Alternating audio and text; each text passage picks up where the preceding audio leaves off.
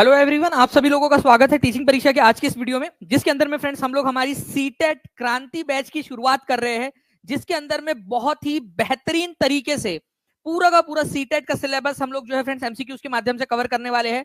मैं आप लोगों से ज्यादा समय ना लेते हुए डायरेक्टली आप लोगों को दिखाता हूं कि किस तरह से अगले 50 दिन तक आप लोगों की यहाँ पर में पढ़ाई होगी और पूरा का पूरा सिलेबस आपको कवर करवाया जाएगा आप लोगों को बहुत ही मजेदार तरीके से। देखिए पहले ही स्लाइड के ऊपर मैं आपको दिखा देता हूं फ्रेंड्स, यहां पर मैं आप लोग देखिए हम लोग पढ़ेंगे हिस्ट्री। हर लेक्चर के अंदर में एंशिएंट हिस्ट्री से क्वेश्चंस रहेंगे, मिडिवियल हिस्ट्री से क्वेश्चंस रहेंगे, मॉडर्न हिस्ट्री से क्वेश्चन रहेंगे। ठीक है, प्राचीन भारत का जो इतिहास है, मध्यकालीन और जो आधुनिक है, वो तीनों ही इतिहास हम लोग हर लेक्चर में करने वाले हैं। ज्योग्राफी के क्वेश्चंस हम लोग करेंगे हर लेक्चर के अंदर में, पॉलिटी के क्वेश्चंस करेंगे हम लोग एनसीईआरटी बेस्ड, पेडागोजी के क्वेश्चंस उनके ऊपर में आधारित जो क्वेश्चंस आपसे ऑलरेडी पूछे जा चुके हैं उनको भी कवर करेंगे। तो कितने बच्चे हैं यहाँ पर में जो अगले 50 दिन तक यहाँ पर में आहुति दे सकते हैं अपने श्रम की, अपने मेहनत की, ताकि वो 60 में से 60 जो हम लोगों ने एक जो टारगेट रखा है 1000 बच्चे हम लोगों को चाहिए जो 60 में से 60 स्कोर करे। 1000 बच्चे ऐसे चाहिए जो कि 130 प्लस स्कोर कर सके। टीचिंग परीक्षा का जो लक्ष्य है उसमें शामिल होने के लिए तैयार है। जल्दी जल्दी से यहाँ पर मैं हाथ ऊपर करके बता देंगे। और पूरे 50 दिन तक फ्रेंड्स मैं आप लोगों को पूरे अथक प्रयास के साथ में पढ़ाने वाला हूं और मैं कोशिश करूंगा कि आप लोग जो है यहाँ पर में जो है 60 में से 60 लेकर आए। कम से कम 1000 बच्चे मेरे को चाहिए यहाँ पर में। और कौन कर सकता है यहाँ पर में, अब यहाँ से आज के दिन से ये डिसाइड हो रहा है। तो जल्दी जल्दी से सेशन को लाइक एंड शेयर कर दीजिए फ्रेंड्स। चलिए जल्दी से शुरू करते हैं। If you can not do great things, do small things in a great way. छोटी छोटी चीजें रोज करेंगे हम लोग, रोज पढ़ाई करेंगे। जैसे आज हमने शुरू किया है, रोज हम लोग पढ़ने वाले हैं। ठीक है, जो बच्चा पूरा लाइव देखेगा उसको जो है फ्रेंड्स टेस्ट भी मिलेगी। पूरा आप लोगों के लिए क्रांति बैच के अंदर में हर एक फैकल्टी डेडिकेटेड है। पूरी की पूरी आप लोगों की जो तैयारी है सीटेट की 130 प्लस 1000 बच्चे कम से कम चाहिए फ्रेंड टीचिंग परीक्षा को इस बार। इसी वजह से पूरा का पूरा सिलेबस यूट्यूब के ऊपर में कंप्लीट करवा रहे हैं। ठीक है, तो टीचिंग परीक्षा को सब्सक्राइब कर लीजिए, बेल आइकन दबा दीजिए, ताकि 1000 बच्चों के अंदर में आप लोग भी हो 130 जिन्होंने स्कोर किया है। पहले क्वेश्चन की तरफ में आगे बढ़ते हैं फ्रेंड्स। आप लोगों का पहला ही क्वेश्चन देखिए, मैंने आप लोगों को मल्टी स्टेटमेंट लिया है एग्जाम के ऊपर में बेस्ड आपका। आप बताइए इस पर्टिकुलर क्वेश्चन का आंसर क्या होने वाला है। जल्दी जल्दी से हर एक बच्चा बताएगा। आपसे कहा गया है दो स्टेटमेंट्स है। पहला स्टेटमेंट कह रहा है कि मैन्यूस्क्रिप्ट जो होती है आप लोगों की, जो पांडुलिपियां होती है, आमतौर पर ताड़ के पत्ते जो होते हैं ना, या बर्च नाम का जो पेड़ होता है उसकी छाल से तैयार की जाती है मैन्यूस्क्रिप्ट। अब ये पांडुलिपि क्या होती है, कई सारे बच्चों को पांडुलिपि नहीं पता होगा, वो भी आपको दिखाता हूं पांडुलिपि क्या होती है। ये एग्जाम में पूछा गया प्रश्न है आपका। जो अभिलेख होते हैं वो हार्ड सरफेस के ऊपर में बने हुए होते हैं। अब आप लोग क्या कीजिए फ्रेंड्स, आप लोग जो है ना इस पर्टिकुलर क्वेश्चन का पहले एक्सप्लेनेशन देखिए, फिर मैं आपको क्वेश्चन फिर से दिखाता हूं। देखिए साहित्यिक स्रोत जो आपकी मैन्यूस्क्रिप्ट है, मेन्यू का मतलब ही क्या होता है, मेन्यू का मतलब क्या होता है जल्दी से देख के बताओ। यहाँ पर में हाथ होता है, हाथ, हैंड। मेनू जो है वो एक लैटिन भाषा का शब्द है, ये भी एग्जाम में आया हुआ क्वेश्चन है। लैटिन भाषा का शब्द जिसका मतलब हाथ होता है, तो हाथ से लिखे जाते थे। इसी वजह से फ्रेंड्स हिंदी में इसको पांडुलिपिया भी कहा गया है। ताड़ के पत्तों पर या फिर जो भुर्ज नाम का पेड़ होता था, जिसको इंग्लिश में बर्च भी कहते हैं, भुर्ज या फिर बर्च एक ही बात है। ठीक है, इंग्लिश में उसको बर्च कहते हैं। ठीक है, यहां पर मैं आप लोग देख सकते हो कि बर्च इसको कहा जाता है और हिंदी में कहते हैं भुर्ज। उसकी जो छाल होती है उस पर हाथों से लिखे जाते थे।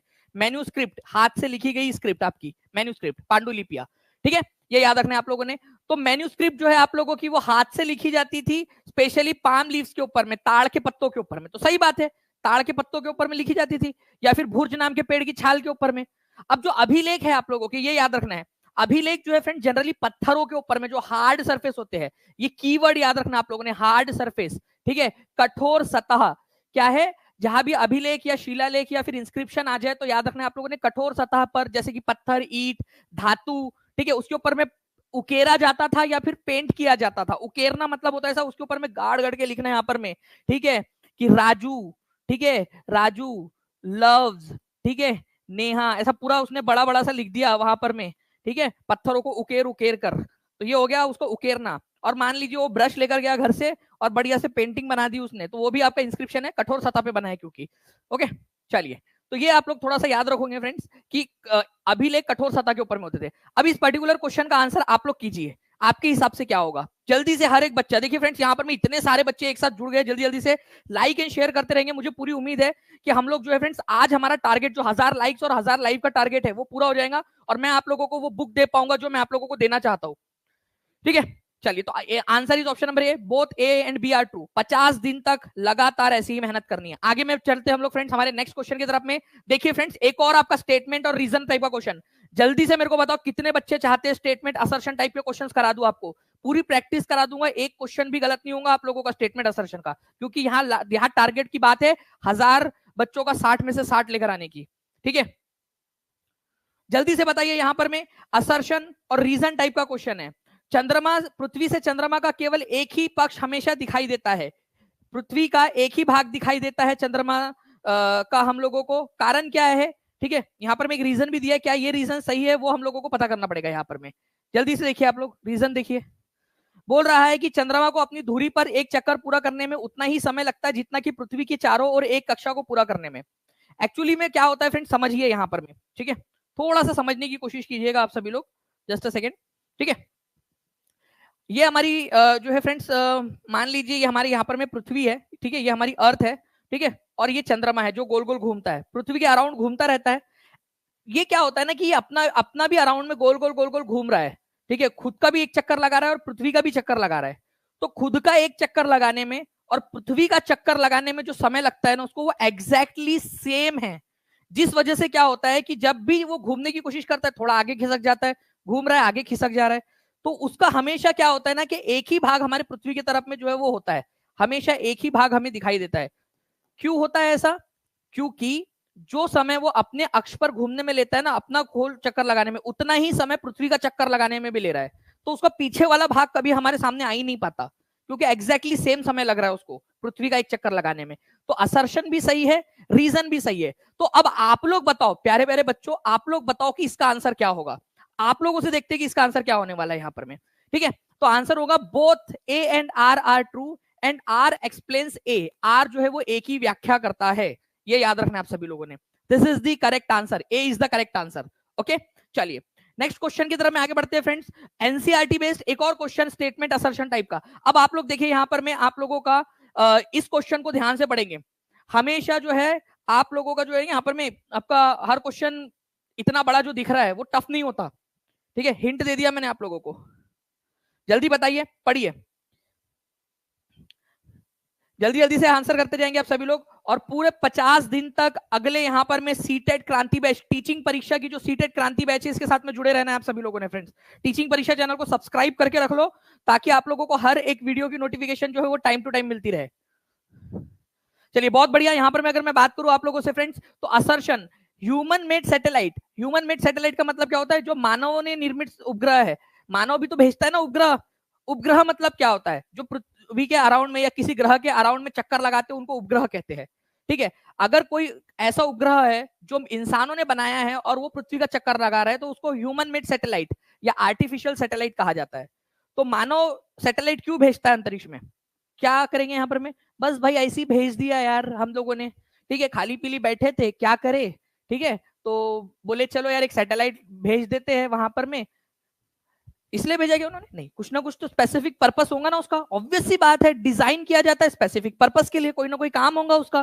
ठीक है, ताकि हम जनरली यूनिवर्स की पढ़ाई कर सके, कम्युनिकेशन के लिए। जैसे आप लोग अभी आप लोग मेरा यूट्यूब पे वीडियो देख रहे हो, ऑब्वियस सी बात है इंटरनेट के थ्रू जो है वो जा रहा है, सैटेलाइट्स के थ्रू कई जगह के ऊपर में कम्युनिकेशन हो रहा होगा, कई जगह पे तार के थ्रू हो रहा होगा। आप लोग मोबाइल पे बात करते हो, आप लोगों के घर में वो डिश एंटीना लगा रहता है, सैटेलाइट।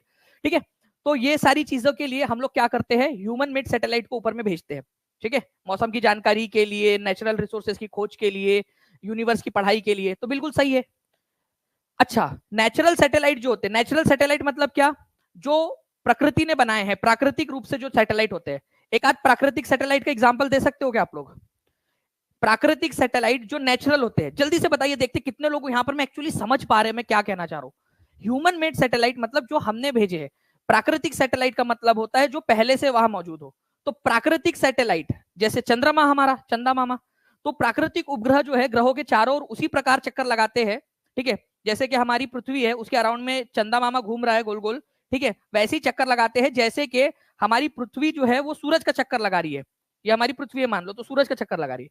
जैसे हमारी पृथ्वी सूरज का चक्कर लगाती है, बिल्कुल वैसे ही उपग्रह जो होते हैं वो ग्रह का चक्कर लगाते हैं, उपग्रह। सही बात है, लो सही बात है, आर भी सही है आप लोगों का।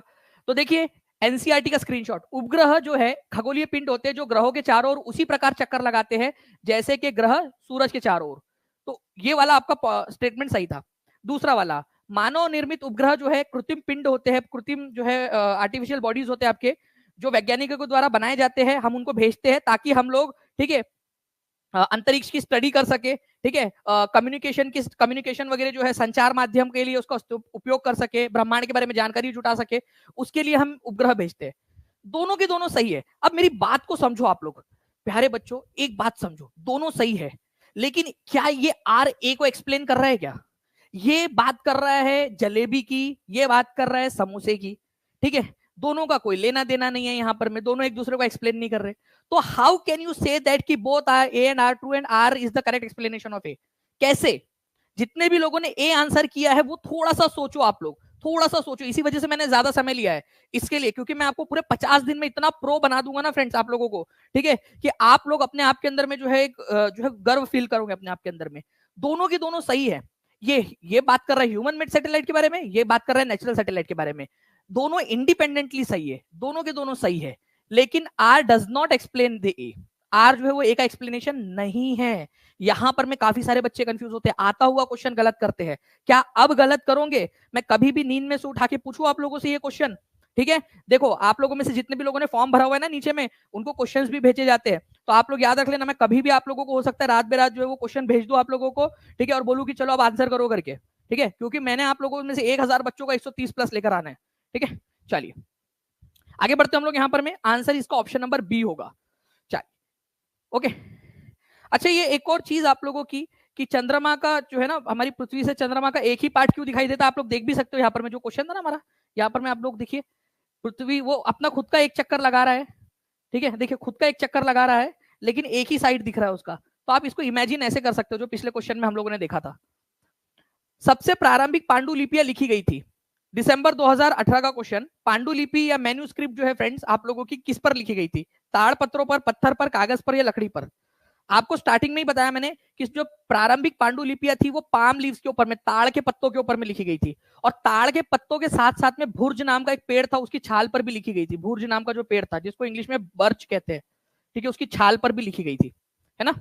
तो यहाँ ताड़ का पत्र दिया है, ताड़ पत्र दिया है, तो आंसर इसका ऑप्शन नंबर ए हो जाएगा। ताड़ पत्रों के ऊपर में भी लिखी गई थी, तो option number A is the correct answer. ठीक है, option number A is the correct answer. 96% लोगों ने यहाँ पर सही आंसर दिया है। ठीक है, तो ऐसे ही आंसर करते रहेंगे फ्रेंड्स आप लोग। जल्दी से आगे बढ़ते हैं हम लोग यहाँ पर में कि ताड़ के पत्तों के ऊपर में लिखी गई थी, जिनको मैन्यूस्क्रिप्ट या फिर आप लोग हिंदी में पांडुलिपि भी कहते हैं। अब यहाँ पर में मैन्यूस्क्रिप्ट जो है, इसमें मैन्यू शब्द का मतलब क्या होता है और कौन सी भाषा का शब्द है, आप लोग एक बार कमेंट में लिख देंगे ताकि आप लोगों को आने वाला क्वेश्चन जो अच्छे से समझ में आ जाए। अब देखिए जनवरी 2021 का क्वेश्चन, इसको जिसने कर डाला उसकी लाइफ झिंगा लाला। मैं आप लोगों को चैलेंज करता हूं, इस क्वेश्चन का आंसर सही करके बताओ। स्टेटमेंट असर्शन टाइप का क्वेश्चन है, रीजन टाइप का क्वेश्चन है। आप लोगों को हर किसी को चैलेंज है, ये क्वेश्चन का आंसर सही करके बताएंगे। ठीक है, जल्दी जल्दी से। और जितने भी बच्चे देख रहे हैं फ्रेंड्स, मुझे उम्मीद है कि आप सभी लोगों ने टीचिंग परीक्षा चैनल को सब्सक्राइब कर दिया होगा। ठीक है, बेल आइकन दबा देना है आप लोगों ने। और साथ ही साथ आप सभी के सभी लोग पूरा 50 दिन अच्छे से देखिए। मैं आप लोगों से वादा करता हूं कि आप लोग जो है 120 प्लस स्कोर कर पाओगे, और 1000 बच्चे मुझे ऐसे चाहिए जो 130 प्लस स्कोर करे। 1000 बच्चे टीचिंग परीक्षा के, ठीक है, उसके लिए चाहे कितनी भी मेहनत करनी पड़ जाए। जो देखेगा, जो अच्छे से मेहनत करेगा वो आगे बढ़ेगा। तो यहां पर मैं फ्रेंड देखिए आप लोगों को क्या कहा गया है कि लगभग 12,000 साल पहले भारत में कई क्षेत्रों में गर्मी बढ़ने के कारण घास वाले मैदान बनने लगे। ठीक है, तो भारत के अंदर में क्या हुआ कि पहले क्या था, हिम युग था, बर्फ बर्फ थी, घास, ठंड का माहौल था, गर्मी बढ़ी, गर्मी बढ़ने के कारण वो बर्फ पिघल गई और घास के मैदान उगने लगे, घास उगने लगी। ठीक है, कारण दूसरा कथन बोल रहा है कि हिरन, बारहसिंगा, बकरी, भेड़, मवेशी जैसे जानवरों की संख्या बढ़ गई। वो भी बिल्कुल सही है। करीब 12,000 साल पहले आप लोगों को यह देखने के लिए मिलता है कि शाकाहारी जानवरों की संख्या में वृद्धि हुई।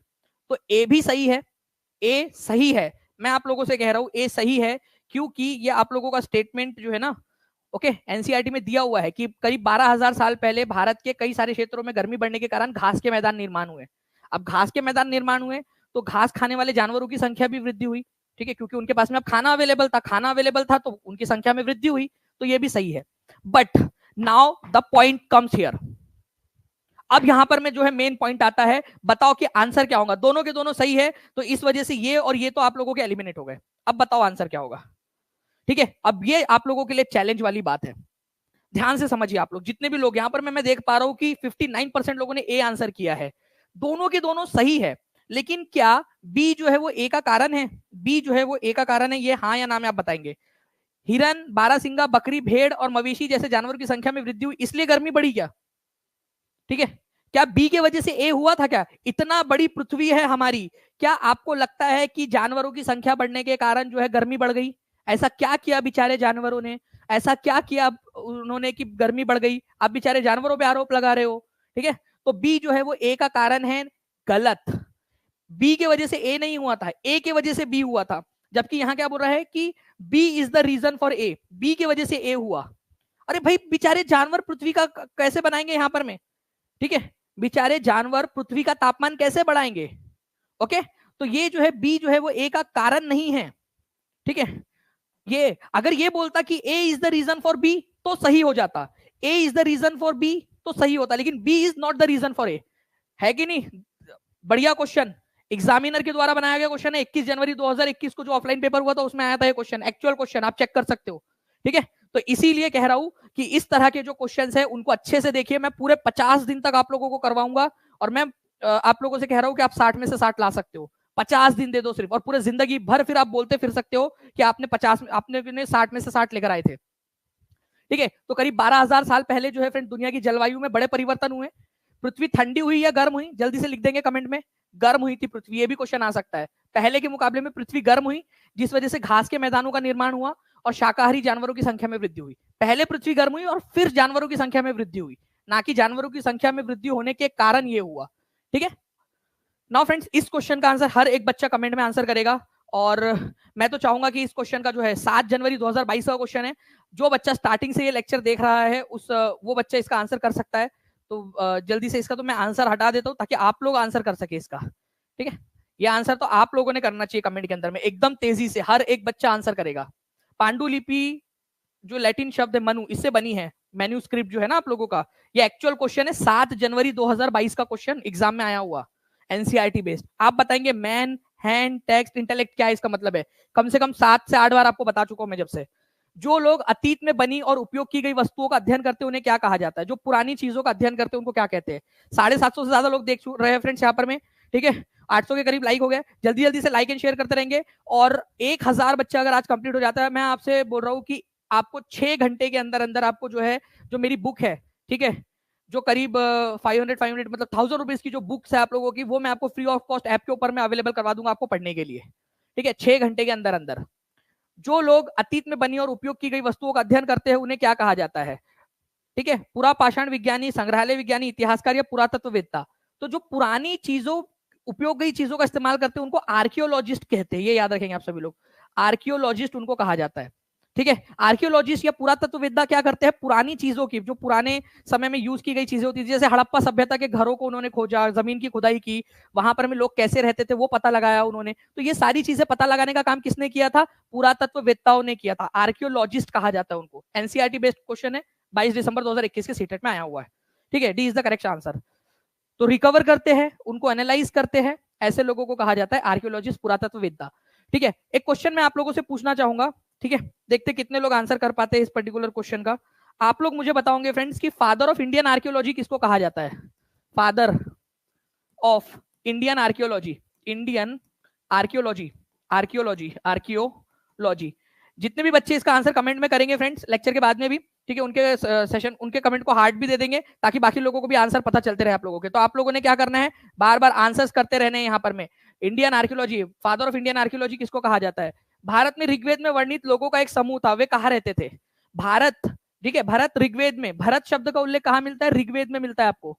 ऋग्वेद, ऋग्वेद सबसे पुराना वाला वेद है, 4 वेद है, ऋग्वेद, सामवेद, सामवेद, यजुर्वेद और अथर्ववेद। ठीक है, तो ऋग्वेद जो है फ्रेंड्स आप लोगों ने याद रखना है, उसमें भरत शब्द का उल्लेख मिलता है। ये लोगों का समूह था, वो कहाँ रहते थे?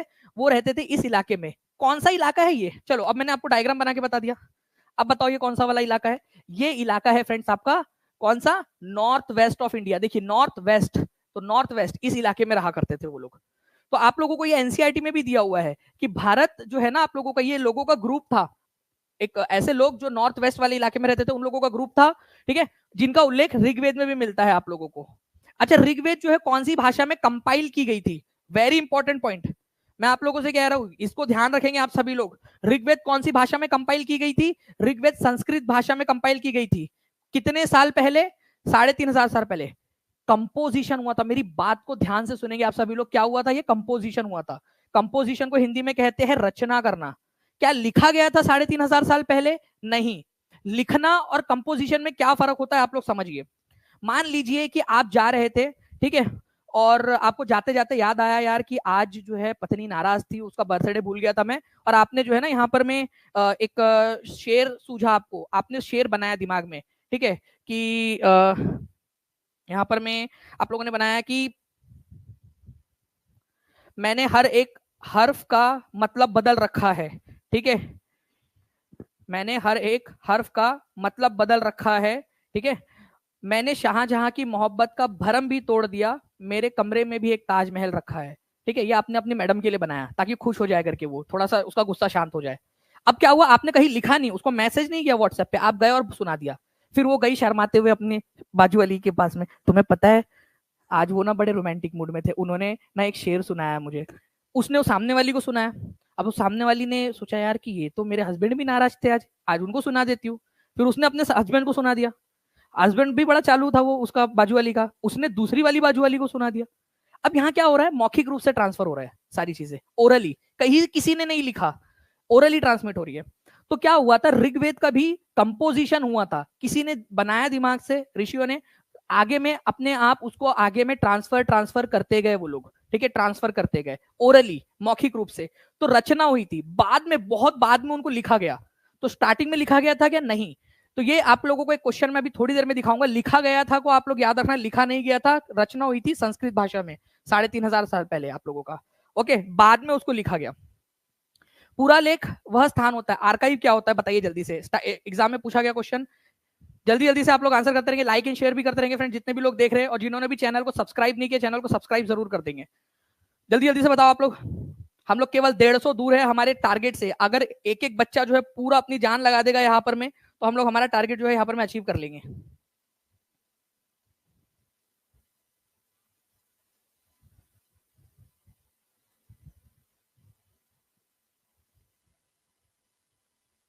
बहुत बढ़िया। देखिए फ्रेंड्स, आप लोगों के जो आंसर्स है यहाँ पर में कंटिन्यूसली आप लोगों के आंसर्स आने स्टार्ट होते जा रहे हैं यहाँ पर में। तो देखिए यहाँ पर में पूरा लेख किसको कहा जाता है? आर्काइव।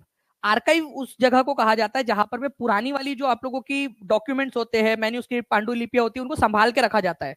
ठीक है, हिस्टोरिकल मैन्यूस्क्रिप्ट और डॉक्यूमेंट को जहां पर में रखा जाता है उनको आर्काइव कहते हैं। सी इज द करेक्ट आंसर। ये इस तरीके से देखिए आप लोग, मान लीजिए ये आर्काइव है जहां पर में पुराने रिकॉर्ड रखे गए हैं संभाल के। तो ये एनसीईआरटी में ना दिया हुआ है ये पॉइंट, इसी वजह से क्वेश्चन आया था एग्जाम के अंदर में आप लोगों का, ठीक है, 2016 में, और आगे में कभी भी पूछा जा सकता है। आर्काइव या फिर अभिलेखागार किसको कहते हैं? एक ऐसा स्थान जहां ऐतिहासिक पांडुलिपि, जो पुराने जमाने की पांडुलिपियां संभाल कर रखी गई है, या दस्तावेजों को जहां संभाल के रखा गया है, उसको कहते हैं अभिलेखागार आप लोगों का। तो answer is option number C. ठीक है, option number C is the correct answer. याद रहेगा आप सभी लोगों को। आर्काइव आप लोग लिख दो, जहां पर में चीजों को, मैन्यूस्क्रिप्ट को, डॉक्यूमेंट को संभाल के रखा जाता है, उसको आर्काइव या अभिलेखागार या पूरा लेख कहते हैं। ठीक है, चलिए। नाउ फ्रेंड, नेक्स्ट क्वेश्चन, यदि आपको प्राचीन भारतीय इतिहास का परिचय देना है तो निम्नलिखित में से किस स्रोत का आप उपयोग करना गलत होगा? प्राचीन भारतीय इतिहास का परिचय देना है, आप पढ़ा रहे हो मान लीजिए बच्चों को, ओके, और आप प्राचीन भारतीय इतिहास का परिचय देना चाहते हैं, तो केव पेंटिंग्स, गुफा चित्र, लघु painting, miniature painting, inscription, manuscript, बताइए। तो प्राचीन भारतीय इतिहास का आप लोग जब अगर देना है आप लोगों ने, तो किसका यहां पर में देना गलत होगा?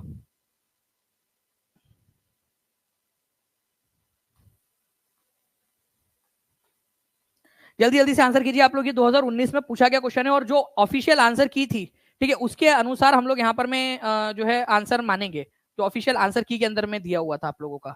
तो देखिए फ्रेंड्स, गुफा चित्र, जो गुफाओं के अंदर में चित्र बनाए गए थे हमारे पूर्वजों ने, गुफाओं के अंदर में जाते थे, जो जानवर देखते थे उस जानवरों का चित्र बना देते थे वो लोग। तो इसके बारे में हम बता सकते हैं बच्चों को। ठीक है, शिलालेख जो है अशोका वगैरह जो था, उन्होंने शिलालेख बनाए हैं, पत्थरों पर गुदवाया है बहुत सारी जानकारियां, उनसे उनको पढ़ा सकते हैं बच्चों को। पांडुलिपियां जो हमारे पूर्वजों ने ताड़ के पत्तों पर, भुर्ज नाम के पेड़ की छाल पर लिखी है, वो पढ़ा सकते हैं। लघु पेंटिंग तो अभी हम लोगों ने अभी मध्यकालीन भारत में पढ़ाना स्टार्ट किया, मुगल काल वगैरह के अंदर में। ठीक है, अदरवाइज पहले क्या होता था, बड़े बड़े पत्थरों पर, गुफाओं में ऐसे चित्र बनाते थे। लघु पेंटिंग का मतलब होता है ऐसा, ये इस तरीके से, ये राजू है हमारा, ठीक है, उसको नेहा से प्यार हो गया, नेहा के बर्थडे पे उसने गिफ्ट दिया यहाँ पर में इस तरीके से। ये नेहा के बाल, ठीक है, ये नेहा की जो है यहाँ पर में आंखें, ये नेहा का हंसता हुआ चेहरा, ठीक है, ये नेहा के कान, ठीक है। इसके बाद में जो है राजू का आता पता नहीं है, ठीक है, उस ये पेंटिंग देने के बाद में। चलिए, तो मिनिएचर पेंटिंग जो है फ्रेंड्स, ये प्राचीन इसको पढ़ाने के लिए इस्तेमाल नहीं की जाती है। मिनिएचर पेंटिंग का इस्तेमाल या लघु पेंटिंग का इस्तेमाल आप लोग जो है मध्यकाल वगैरह के बारे में पढ़ाने के लिए कर सकते हो। पुराने जमाने की मिनिएचर पेंटिंग बची ही नहीं, ठीक है। चलिए, अब देखिए फ्रेंड्स, बड़ा सा क्वेश्चन आप लोगों के लिए, बहुत बड़ा सा क्वेश्चन है, जल्दी से आंसर कीजिए। उसके बाद में मैं आप लोगों के लिए ना एक धमाकेदार क्वेश्चन आप लोगों को दिखाने वाला हूं, जो मुझे लगता है कि अगर किसी ने उस क्वेश्चन का आंसर कर दिया तो भाई मान जाएंगे उसको।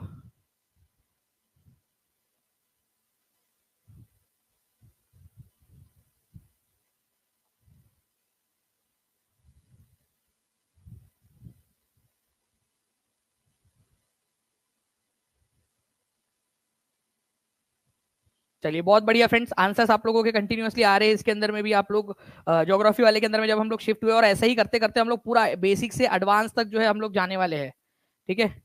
बेसिक से एडवांस तक हम लोग जाएंगे यहाँ पर। मैं एक एक्चुअल क्वेश्चन आप लोगों को आपके एग्जाम का दिखाता हूं मैं, ठीक है। इसके बाद में देखिए, ये 3 जनवरी 2022 को पूछा गया क्वेश्चन था, खगोल पिंडों के बारे में कौन सी वाली बात सही है? We do not feel heat, ठीक है, and light of countless twinkling stars in the night sky as they are very far away from us. रात के आकाश में अनगिनत टिमटिमाते तारों की गर्मी और रोशनी हमें महसूस नहीं होती क्योंकि वो हमसे बहुत दूर है, ठीक है। ऑब्वियस सी बात है, तारों की गर्मी महसूस होती है कि आप लोगों को, कि भाई तारे हैं आप लोगों को, तारे बहुत दूर है क्योंकि तारों की, भाई यार बहुत गर्मी लग रही, कितने सारे तारे आज, ठीक है, आज तो बहुत गर्मी लग रही, ऐसा होता है क्या कभी? तारों वाली रात में तो मस्त है कि आप जो है ऊपर में देखकर जो है, वहां राजू जो है वो ऊपर देखता है, हाँ ये नेहा, ऐसा ये तारे को ये तारे से मिला दे तो नेहा की नाक बन गई, ये, हाँ ये वाले तारे से नहीं, ये वाला तारा नहीं, ये नेहा को जब जुकाम हुआ तो वो वाली नाक है, ठीक है, नाक बह रही है नेहा की। मतलब आप इमेजिन करते हो बहुत सारी चीजों को। आपको कभी गर्मी नहीं लगती, मस्त है कि ठंडी ठंडी आप लोग देखते हो, ये बिल्कुल सही है कि इतनी ज्यादा रोशनी और वो महसूस नहीं होती आपको।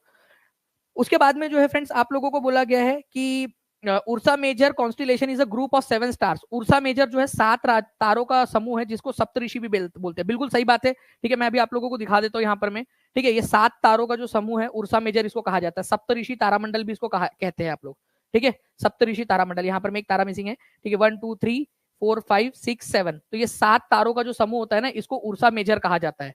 और इसी की मदद से आप पोल स्टार की जो है डायरेक्शन पता करते हो, कहां पर में पोल स्टार है आपका, ध्रुव तारा कहां पर में। और आपको बता दो, ध्रुव तारा जो है ना, एक ही स्थिति में रहता है, वो अपनी पोजीशन चेंज नहीं करता, एक ही स्थिति में रहता है, हमेशा आप लोगों को नॉर्थ डायरेक्शन दिखाएगा। इसी वजह से इसको उत्तरी तारा भी बोलता है।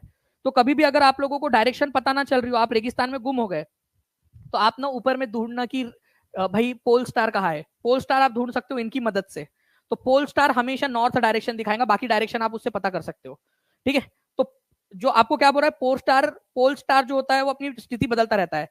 बाकी चीजें हम लोग देखेंगे, लेकिन पहले मुझे ये बताओ कि क्या ये वाला स्टेटमेंट सही है, सी, हाँ या ना में बताओ, सही है या गलत है। सभी लोग, हर एक बच्चा कमेंट करेगा, जल्दी जल्दी से, जल्दी बताइए।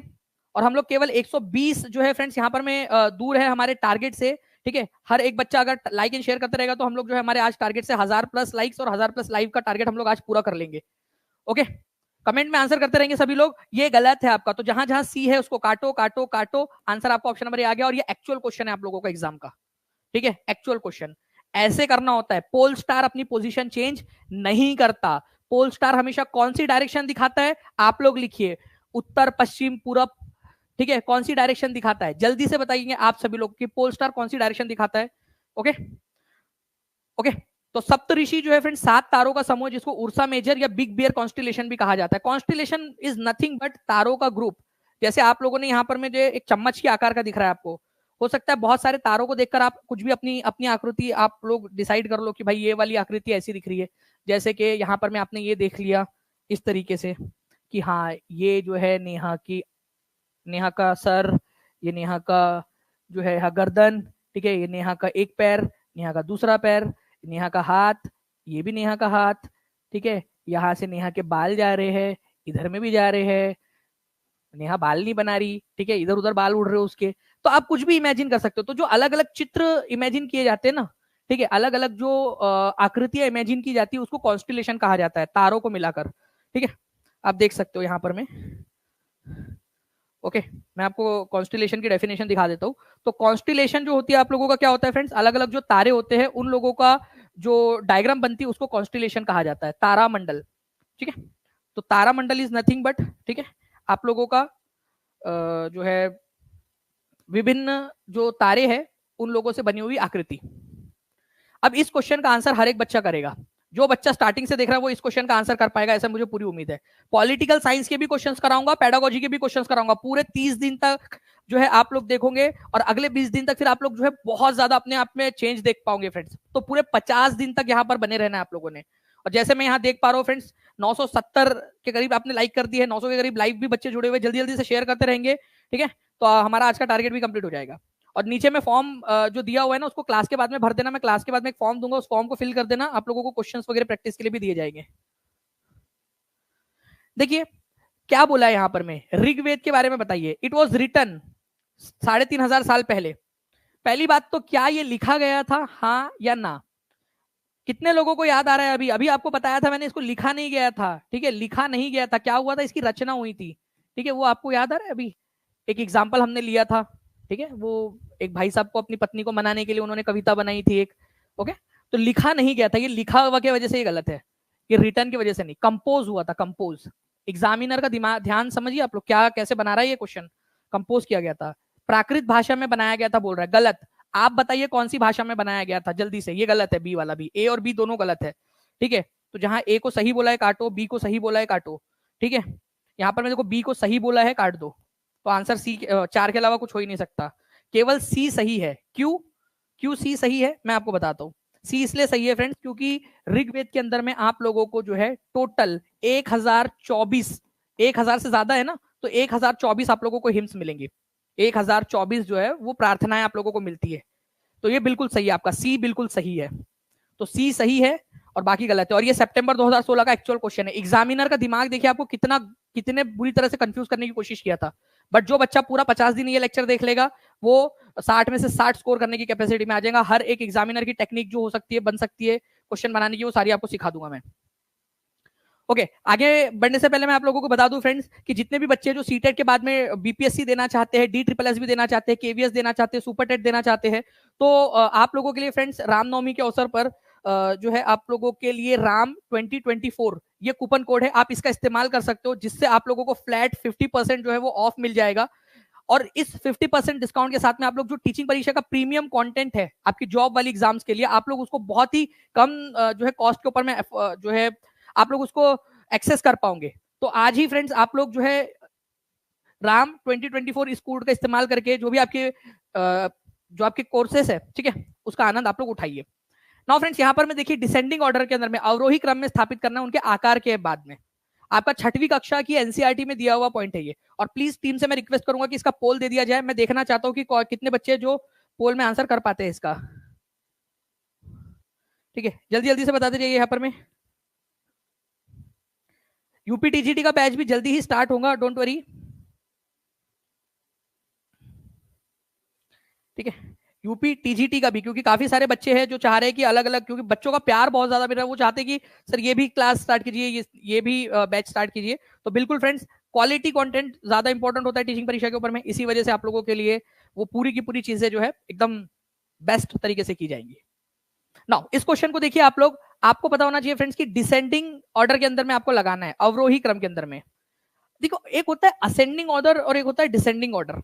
ठीक है, असेंडिंग और डिसेंडिंग, असेंडिंग का मतलब होता है छोटे से बड़े की तरफ में लगाना, और डिसेंडिंग का मतलब होता है बड़े से छोटे की तरफ में लगाना। ठीक है, अब आपको पता होना चाहिए फ्रेंड्स कि अर्थ ना तो सबसे बड़ा है ना तो सबसे छोटा है, ना तो असेंडिंग में आएगा ना तो डिसेंडिंग में आएगा ये, तो ए तो बिल्कुल आंसर हो ही नहीं सकता था। आपकी जो शुरुआत होंगी आंसर की वो होंगी जुपिटर से, जुपिटर सबसे बड़ा है, उसके बाद में आता है शनि ग्रह। ये बात वो नहीं हो रही कि सूरज से दूरी के मामले में, ये बात हो रही है उनके साइज के मामले में। जुपिटर है, सैटर्न है, फिर यूरेनस और नेपच्यून है। ये जो है आपका ग्रहों का क्रम है उनके साइज के अनुसार। अर्थ कितने नंबर की सबसे बड़ी ग्रह है, जल्दी काउंट करो और अभी के अभी बताओ। अर्थ कितने नंबर की सबसे बड़ी ग्रह है, सभी के सभी जल्दी बताएंगे। ठीक है, उसके बाद में बारी आती है आप लोगों की वीनस, फिर मार्स और फिर सबसे छोटा ग्रह कौन सा है इन 8 में, ये भी आप लोग मेरे को कमेंट करके बताइए। देखते हैं कितने लोग जो है प्रॉपर एक्टिविटी कर रहे हैं। जुपिटर सबसे बड़ा है, सबसे छोटा कौन सा ग्रह है ये बता देंगे आप लोग। शनि ग्रह दूसरे नंबर पे आता है, यूरेनस तीसरे नंबर पे, नेपच्यून, फिर अर्थ आता है। तो अर्थ कौन से नंबर का है? 5वें नंबर का है। वेरी गुड फ्रेंड्स, बहुत बढ़िया आप लोग यहाँ पर में आंसर कर रहे हो। ठीक है, वीनस, मार्स और मर्क्यूरी, मर्क्यूरी सबसे छोटा है, ये भी याद रखना है आप लोगों ने। तो आंसर आप लोगों को ऑप्शन नंबर बी हो जाएगा, B is the correct answer. ठीक है, ऐसे आप लोगों ने याद रखना है। ओके, चलिए आगे बढ़ते हैं हम लोग। यहाँ पर में सबसे छोटा ग्रह मर्क्यूरी है, सबसे बड़ा ग्रह जो है आप लोगों का फ्रेंड्स जुपिटर है। ओके, चलिए हमारे सौर मंडल में पृथ्वी से छोटा ग्रह कौन सा, इनमें से पृथ्वी से छोटा कौन सा ये बताना है। ये क्वेश्चन 31 दिसंबर 2021 को आया था, लीजिए। एंड कॉन्ग्रेचुलेशंस आप सभी लोगों को फ्रेंड्स, दिल से बहुत ज्यादा कॉन्ग्रेचुलेशंस आप सभी लोगों को। ठीक है, 1000 प्लस लाइक्स हम लोगों ने जो है फ्रेंड्स, एक टारगेट हमारा कंप्लीट कर लिया है। सिर्फ 50 बच्चे दूर है हम लोग यहां पर में हमारे दूसरे वाले टारगेट से भी। सौर मंडल में पृथ्वी से छोटा कौन सा है? नेपच्यून जो है वो पृथ्वी से बड़ा है। ठीक है, बृहस्पति तो पृथ्वी से बहुत ज्यादा बड़ा है, शनि ग्रह भी पृथ्वी से बड़ा है, केवल बुध ग्रह जो है ना पृथ्वी से छोटा है। तो आंसर क्या था इस क्वेश्चन का? आंसर था Mercury, C is the correct answer. ठीक है, ऐसे करना था आप लोगों ने, और 79% लोगों ने बिल्कुल सही आंसर दिया है फ्रेंड्स। कांग्रेचुलेशन आप सभी लोगों को। ठीक है, ऐसे ही करते जाइए आप सभी लोग। नेक्स्ट क्वेश्चन की तरफ में आगे बढ़ते हैं। मर्क्यूरी वैसे भी सबसे स्मॉलेस्ट है, तो पृथ्वी से छोटा होना तो उसका बनता ही है। अच्छा, सबसे पास का ग्रह कौन सा है सूरज से, ये भी क्वेश्चन बन जाए। सबसे क्लोजेस्ट स्मॉलेस्ट प्लेनेट है। सूरज का एक चक्कर लगाने में उसको कितना समय लगता है? मर्क्यूरी को सूरज का एक चक्कर लगाने में फ्रेंड्स 88 डेज लगते हैं। Very very very important. Mercury के कितने सैटेलाइट्स हैं? जैसे हमारे पृथ्वी का एक उपग्रह है, प्राकृतिक उपग्रह, चंद्रमा, चंदा मामा हमारे मून। ठीक है, आप बताइए कि कितने सैटेलाइट है मर्क्यूरी के, देखकर बताओ आप लोग। यहां पर में केवल 30 बच्चा दूर है हम लोग यहां पर में हमारे टारगेट से। जल्दी जल्दी से आप लोग बताएंगे कितना है।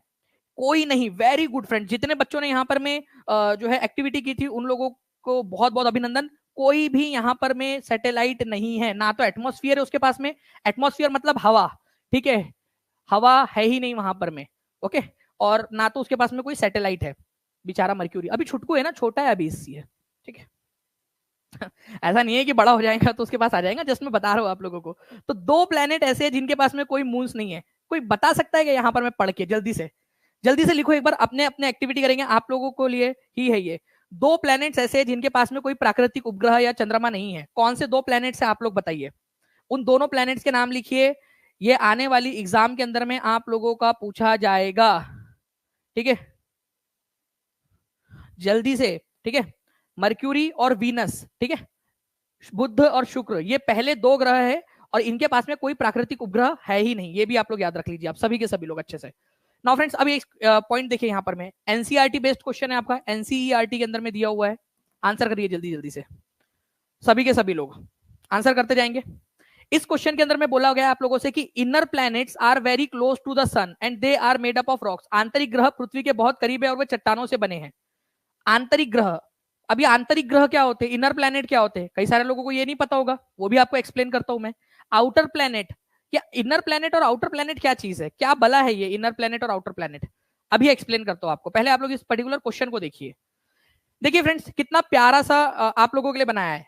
यहां पर मैं आप लोग सभी लोग देख सकते हो, ये है हमारा सोलर सिस्टम के 8 ग्रह।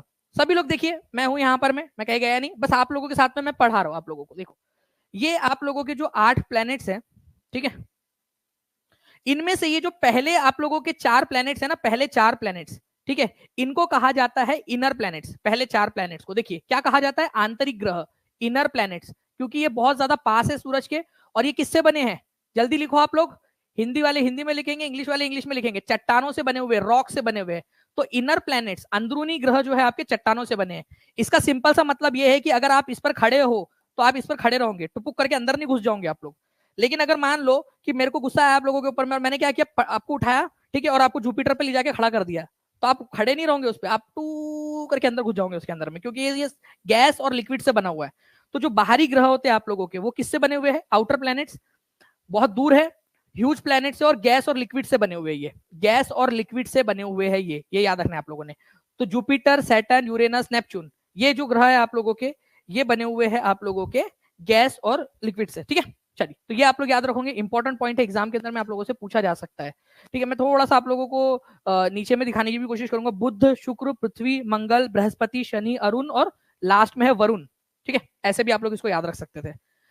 नाउ फ्रेंड, नेक्स्ट क्वेश्चन देखिए आप लोगों का, यहाँ पर मैं आपको बताया गया है, एक स्टेटमेंट दिया गया, दो स्टेटमेंट दिए गए हैं, 1 जनवरी 2022 का question.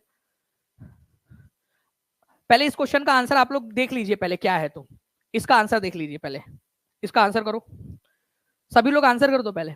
Inner planets are very close, जो अंदरूनी ग्रह होते हैं वो क्लोज होते हैं सन से, और वो चट्टानों से बने, बिल्कुल सही बात है।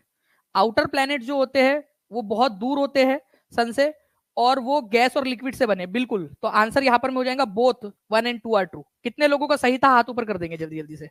ठीक है, नेक्स्ट क्वेश्चन की तरफ में हम लोग आगे बढ़े। देखिए, 1 जनवरी 2022 को पूछा गया प्रश्न, earth provides the pulling force that bind solar system. Earth जो है वो ऐसा फोर्स प्रोवाइड करता है सोलर सिस्टम के अंदर में, जो सोलर सिस्टम को बांध के रखा हुआ है। Outer planets are far from sun and they are made up of rocks, जो बाहरी ग्रह है वो चट्टानों से बने हुए। अब देखिए कितना इजी हो गया क्वेश्चन आप लोगों के लिए।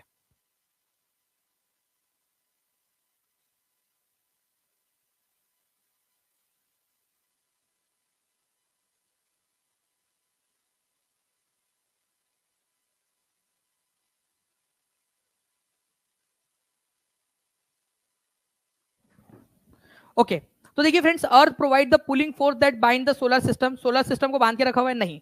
हमारा जो मुखिया है वो सन है, सन, और सन ने सबको बांध के रखा हुआ है, सूरज ने, ना कि अर्थ। तो ये गलत है, अर्थ की वजह से नहीं, सूरज की वजह से पूरा सोलर सिस्टम जो है वो बंधा हुआ है। तो आपको दिखा दूं, ये सन जो है ना हमारा, इसने बांध रखा है।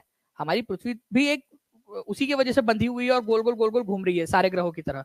तो सेंटर में जो है वो सोलर सिस्टम के सन है, और इसी ने जो क्या किया है, सन ने ही पुलिंग फोर्स की वजह से सबको बांध रखा है, अपने ग्रेविटेशनल फोर्स की वजह से।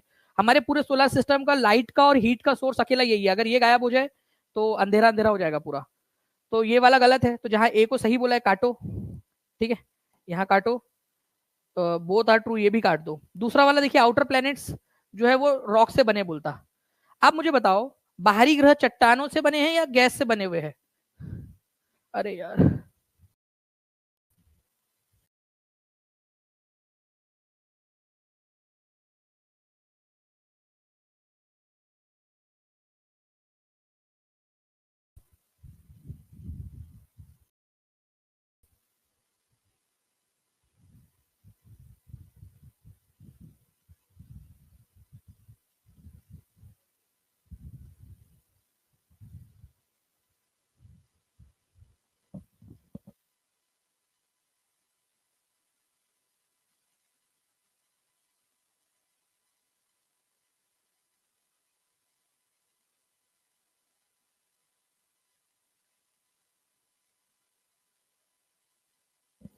ओके, तो आई होप फ्रेंड्स अब आप लोगों को यहाँ पर मैं दिखने लगी होंगी स्क्रीन। तो देखिए यहाँ पर मैं आप लोगों से बोला है कि बाहरी जो ग्रह है वो किससे बने हुए, चट्टानों से नहीं बने, वो गैस से बने हुए। तो यहाँ गैस आना चाहिए आप लोगों का, तो दूसरा वाला भी गलत है। ठीक है, तो both A and B are false. ठीक है, दोनों के दोनों फॉल्स है, ये याद रखेंगे। Answer is option number 4। Okay, now next question की तरफ में, D is the correct answer. जितने भी लोगों ने सही आंसर लगाया आप बता देंगे जल्दी जल्दी से। चट्टानों से नहीं, वो गैस से बने हुए हैं। अब देखिए आप लोगों को पॉलिटिकल साइंस के क्वेश्चंस, आप लोगों ने कहा था पॉलिटिकल साइंस के भी करा देंगे, पॉलिटिकल साइंस के भी क्वेश्चन। निम्न में से विविधता में योगदान नहीं करता है, विविधता, विविधता का मतलब क्या होता है, डायवर्सिटी का, बहुलता, अधिक, अलग अलग बोलने वाले, भाषा बोलने वाले लोग, अलग अलग जो है धर्म के लोग, अलग अलग जो है यहाँ पर में लैंग्वेज के लोग, अलग अलग डिस्क्रिमिनेशन के लोग, क्या है इसमें से, इन सारे ऑप्शंस में से। ठीक है, विविधता का मतलब क्या होता है? देखिए फ्रेंड्स, विविधता के अंदर में ना पहली बात तो डिस्क्रिमिनेशन नहीं होता, भेदभाव नहीं होना चाहिए, तभी विविधता रह सकती है। अगर मान लीजिए कि आप लोगों ने जो है किसी खास भाषा बोलने वाले लोगों के साथ में भेदभाव किया, तो वो उस जगह को छोड़ के चले जाएंगे, फिर वो लोग वहां पर में नहीं रहेंगे ना। उस इलाके के अंदर में तमिल बोलने वाले लोगों के ऊपर अत्याचार हुआ, भेदभाव हुआ उनके साथ में, तो वो वहां नहीं रहेंगे। तो भेदभाव जो है वो विविधता को बढ़ावा नहीं देता, उल्टा कम करता है। ठीक है, तो ये भेदभाव जो है वो योगदान नहीं करता। ठीक है, तो भेदभाव जो है ये योगदान नहीं करता विविधता में। और कास्ट सिस्टम जो है वो भी योगदान नहीं करता। तो 2 और 4 कहा दिया है, 2 और 4 आप लोगों का, ये दिया ऑप्शन नंबर डी में। अब ध्यान से समझना आप सभी लोग, 73% लोगों ने वैसे आंसर सही दिया है, क्योंकि देखिए विविधता में कौन सा योगदान नहीं करता, कौन सा करता है, अगर बोलता नहीं नहीं होता तो आंसर क्या हो जाता, और अगर नहीं है तो आंसर क्या होगा ये बता दीजिए आप लोग। कास्ट सिस्टम और डिस्क्रिमिनेशन ये विविधता के अपोजिट में जाते, विविधता को और कम करते, विविधता को कभी भी बढ़ावा नहीं देते। तो विविधता को बढ़ावा कौन देता है? रिलीजन, अलग अलग धर्म के लोग एक साथ रहे, मिलजुल कर रहे, अलग अलग त्योहार मनाए, अलग अलग भाषा बोलने वाले लोग हो, अलग अलग कल्चर को फॉलो करने वाले लोग हो, जैसे हमारा भारत है। विविधता, कास्ट सिस्टम क्या करता है? विविधता को तोड़ता है, विविधता रहने नहीं देता, लोगों को अलग थलग करता है, भेदभाव अलग थलग करता है लोगों को, मार्जिनलाइजेशन, ठीक है, हाशियाकरण, लोगों को अलग थलग करता है। तो कास्ट सिस्टम, डिस्क्रिमिनेशन ये विविधता में योगदान नहीं करते, उल्टा उसका अपोजिट करते हैं। तो D is the correct answer. ठीक है, 2 और 4 आप लोग नहीं और जो है यहां पर मैं नॉट, नेवर, इन सारे शब्दों पर ध्यान दिया कीजिए एग्जाम के अंदर में। तो D is the correct answer. Next question देखिए आप लोग, 12 जनवरी 2022 को आया हुआ, निम्नलिखित में से कौन सा कारक किसी क्षेत्र की विविधता को प्रभावित करता है? विविधता को प्रभावित करता है, ये एनसीईआरटी बेस्ड क्वेश्चन है आप लोगों का, एनसीईआरटी में दिया हुआ है, बताओ जल्दी जल्दी से। इसमें कहा गया कि different eating and clothing habits, अलग अलग जो पहनावा है आप लोगों का वो विविधता को बढ़ावा देता है।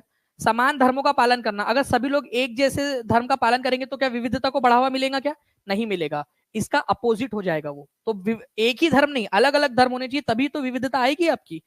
Adapting to the geographical areas people inhibit, जिन भौगोलिक क्षेत्रों में लोग रहते हैं उनके अनुरूप ढल जाना। अरे यार अनुरूप अगर उसके ढल जाएंगे तो फिर विविधता जो है, आप लोग मेरे को एक बात बताइए कि आप लोगों की विविधता आएंगी क्या? अब आप गए, ठीक है, पहाड़ी इलाके में और पहाड़ी जैसे लोग, पहाड़ी लोग जैसे रहते वैसे रहने लगे आप लोग, तो आपको क्या लगता है कि आप जो है उसी तरीके से ढल जाओगे? तो क्या आप लोगों का कभी भी आप जो है विविधता बना पाओगे? फिर वहां तो एक रूपता आ जाएगी, उनके अनुरूप ढल जाओगे तो विविधता को जो है विविधता कैसे रहेगी वहां पर में? ठीक है, ये याद रखेंगे आप सभी लोग। तो विविधता जो है इसको नहीं देता, ये भी विविधता नहीं बढ़ा रहा, ये भी विविधता नहीं बढ़ा रहा है आप लोगों की। ठीक है, विविधता आपका ऑप्शन नंबर ए बढ़ाता है, different eating and clothing habit जो होती है आप लोगों की वो विविधता को बढ़ाते हैं। ठीक है, ये याद रखना है आप लोगों ने, A is the correct answer. Okay, now friends एक और क्वेश्चन है आप लोगों का, 5 जनवरी 2022 को एक्चुअल एग्जाम में पूछा गया question, which of the following problems that they face was consequence of the निज सिस्टम। निज सिस्टम क्या होता है ये समझिए, और किससे रिलेटेड है निज सिस्टम? पहली बात तो निज सिस्टम रिलेटेड है आप लोगों का नील की खेती से, जो नील की खेती, इंडिगो की खेती की जाती थी उससे रिलेटेड था। तो नील की खेती में क्या होता है, 2 प्रकार से हो सकती है। अगर जो बागान मालिक है वो अपने खुद के खेत पर नील की खेती करे तो उसको निज सिस्टम कहा जाएगा। अगर बागान मालिक किसानों को कॉन्ट्रैक्ट दे दे कि भाई मेरे को नील उगा कर दो, फिर मैं उस नील को पीसूंगा, उसका छुरा बनाऊंगा और फिर नील को बेचूंगा, तो वो रैयती सिस्टम हो जाएगा। मतलब किसानों को कॉन्ट्रैक्ट दे देना, किसानों को, ठीक है, कॉन्ट्रैक्ट दे देना, कॉन्ट्रैक्ट कि नील उगा के दो, ठीक है, उस कॉन्ट्रैक्ट को सट्टा कहा जाता था उस समय में, सट्टा, सट्टा, ठीक है। और जब खुद के खेत पर, ठीक है, खुद के खेत पर खेती करना होता था उसको बोलते थे आप लोग निज सिस्टम। लेकिन निज सिस्टम में प्रॉब्लम थी, निज सिस्टम में क्या प्रॉब्लम थी आप लोगों की?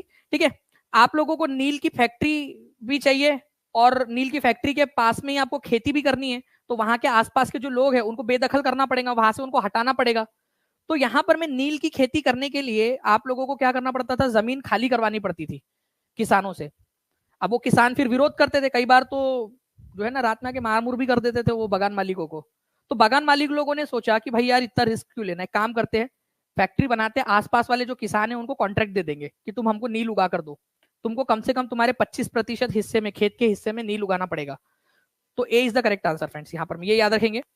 1/4 of the land were forced into indigo cultivation, वो रेयोत सिस्टम का था एग्जांपल। 1/4 एक चौथाई हिस्से पर खेती करना, ठीक है, नील की, वो रैयती सिस्टम का एग्जांपल है, वो रैयती सिस्टम की प्रॉब्लम थी। वो निज सिस्टम की पूछा है तो खुद का खेत होता था और खुद का खेत फैक्ट्री के पास में लेना बड़ा मुश्किल काम था और इसी वजह से किसानों को बेदखल करना पड़ता था, तो किसान लोग जाते नहीं थे, बड़ी दिक्कत वाली बात होती, तो ये प्रॉब्लम थी उसकी। A is the correct answer. Okay, तो निज सिस्टम में प्लांटर्स जो है वो खुद डायरेक्टली कंट्रोल करते थे अपने लैंड को, अपनी खेती वहीं पे खुद करते थे, ठीक है। लेकिन नील की खेती केवल फर्टाइल एरिया में की जा सकती है, तो वो बड़ा मुश्किल काम था और किसानों को वहां से हटाना पड़ता था, ठीक है। निम्नलिखित में से कौन सा काल मानव इतिहास का सबसे लंबा काल था? कौन सा वाला सबसे लंबा कालखंड है ये भी बता दीजिए। एंड कॉन्ग्रेचुलेशन फ्रेंड्स, एक बार फिर से 1100 प्लस आप लोगों ने यहाँ पर मैं सेशन को लाइक्स कर दिए हैं। जिन बच्चों ने भी अभी तक लाइक नहीं किया जल्दी जल्दी से लाइक कर देंगे और टीचिंग परीक्षा चैनल को सब्सक्राइब करके बेल आइकन जरूर दबा दीजिए आप सभी लोग, ठीक है। टीचिंग परीक्षा चैनल को सब्सक्राइब करके बेल आइकन दबा दीजिए ताकि आप लोगों को ऐसे ही फ्रेंड्स धमाकेदार सेशंस आगे में भी मिलते रहे। जो बच्चा पूरा लाइव देखेगा, ठीक है, लाइव आया कीजिए, लाइव आने पर आप लोगों को टेस्ट भी मिलेंगी, ठीक है, जो बच्चा लाइव रहेगा उसको टेस्ट मिलेगी, पूरा जो सेशन लाइव देखेगा, ताकि वो जांच सके कि वो कितना जो है पढ़ चुका है। वो निम्नलिखित में से कौन सा काल मानव इतिहास का सबसे लंबा काल है? तो यहाँ पर मैं आप लोगों का आंसर हो जाएगा फ्रेंड्स पैलियोलिथिक कालखंड। ठीक है, मैं आपको दिखाना चाहूंगा हमारे जो जब हम लोग नंगू पुंगू गुफाओं में जंगलों में घुमा करते थे ना, उस कालखंड को 3 भागों में बांटा गया है, पूरा पाषाण, ठीक है, मध्य पाषाण और नव पाषाण। पूरा पाषाण में हम जो है मोर और लेस बाकी के जानवरों की तरह ही रहा करते थे, बस थोड़े से एडवांस थे, उनसे आग वगैरह जलाना सीख लिया था, बस इतना ही था हम लोगों का। तो पैलियोलिथिक एज के अंदर में जो है फ्रेंड्स हमारा समय काल 2 मिलियन, मतलब 2 मिलियन का मतलब होता है 20 लाख, 20 लाख साल से लेकर 20 लाख साल पहले से लेकर आज से 12,000 साल पहले तक, मतलब करीब 19,88,000 लगभग साल तक हम लोग इसी कालखंड में थे। मतलब हमने क्लासिफाई किया है करीब 2000 साल तक हम लोग मेसोलिथिक कालखंड, मध्य पाषाण कालखंड में थे। यहाँ थोड़ा तापमान में परिवर्तन आया था इस वजह से, ठीक है, और नव पाषाण युग में हमने नई नई खोज करना आरंभ कर दिया था। तो सबसे लंबा कालखंड कौन सा है आप लोग लिखिए, ठीक है, सबसे लंबा कालखंड कौन सा इनमें से, और ये बहुत बार आ चुका है क्वेश्चन, ये सबसे लंबा कालखंड आप लोगों का है पैलियोलिथिक एज वाला, आप लोगों का पैलियोलिथिक एज, ठीक है, पूरा पाषाण युग का, ए इज द करेक्ट आंसर, ठीक है।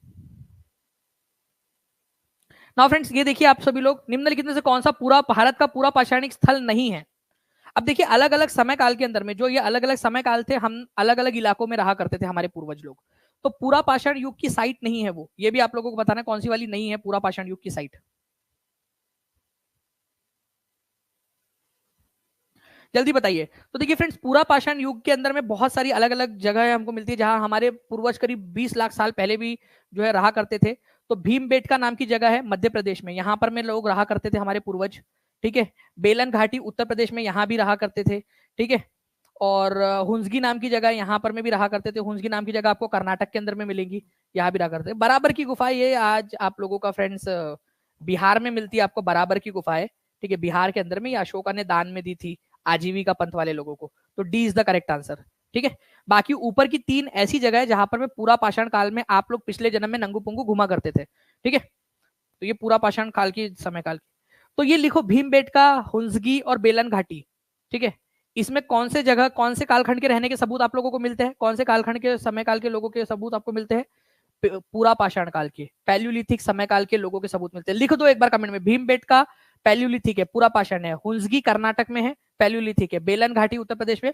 इसमें तो बेलन घाटी में तो आप लोगों को पैलियोलिथिक, मेसोलिथिक, नियोलिथिक तीनों के सबूत मिले। इवन मैं आपको ये भी बता देता हूँ कि पैलियोलिथिक समय काल में भी बेलन घाटी में लोग रहा करते थे उत्तर प्रदेश में, उत्तर प्रदेश के बेलन घाटी में पैलियोलिथिक समय काल के अंदर में मध्य पाषाण के भी सबूत मिलते हैं और नियोलिथिक के भी सबूत मिलते हैं।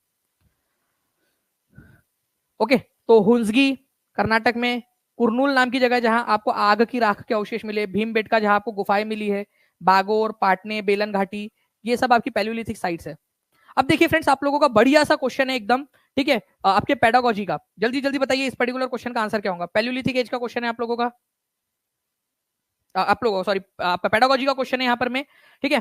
तो आप लोगों से बोला है निम्नलिखित में से कौन सा सतत और व्यापक मूल्यांकन की विशेषता नहीं है, ठीक है। नहीं शब्द के ऊपर में भी ध्यान दीजिए फ्रेंड्स, सतत और व्यापक मूल्यांकन, ठीक है, आपका सीसीई की बात हो रही है यहाँ पर में, कॉम्प्रिहेंसिव कंटिन्यूअस कॉम्प्रिहेंसिव इवैल्यूएशन की कैरेक्टरिस्टिक्स नहीं है। तो सीबीएसई ने 2009 में शिक्षा के अधिकार के तहत जो है फ्रेंड्स सीसीई जो है आप लोगों का ये इसकी प्रणाली को लागू किया था आप लोगों का, ठीक है।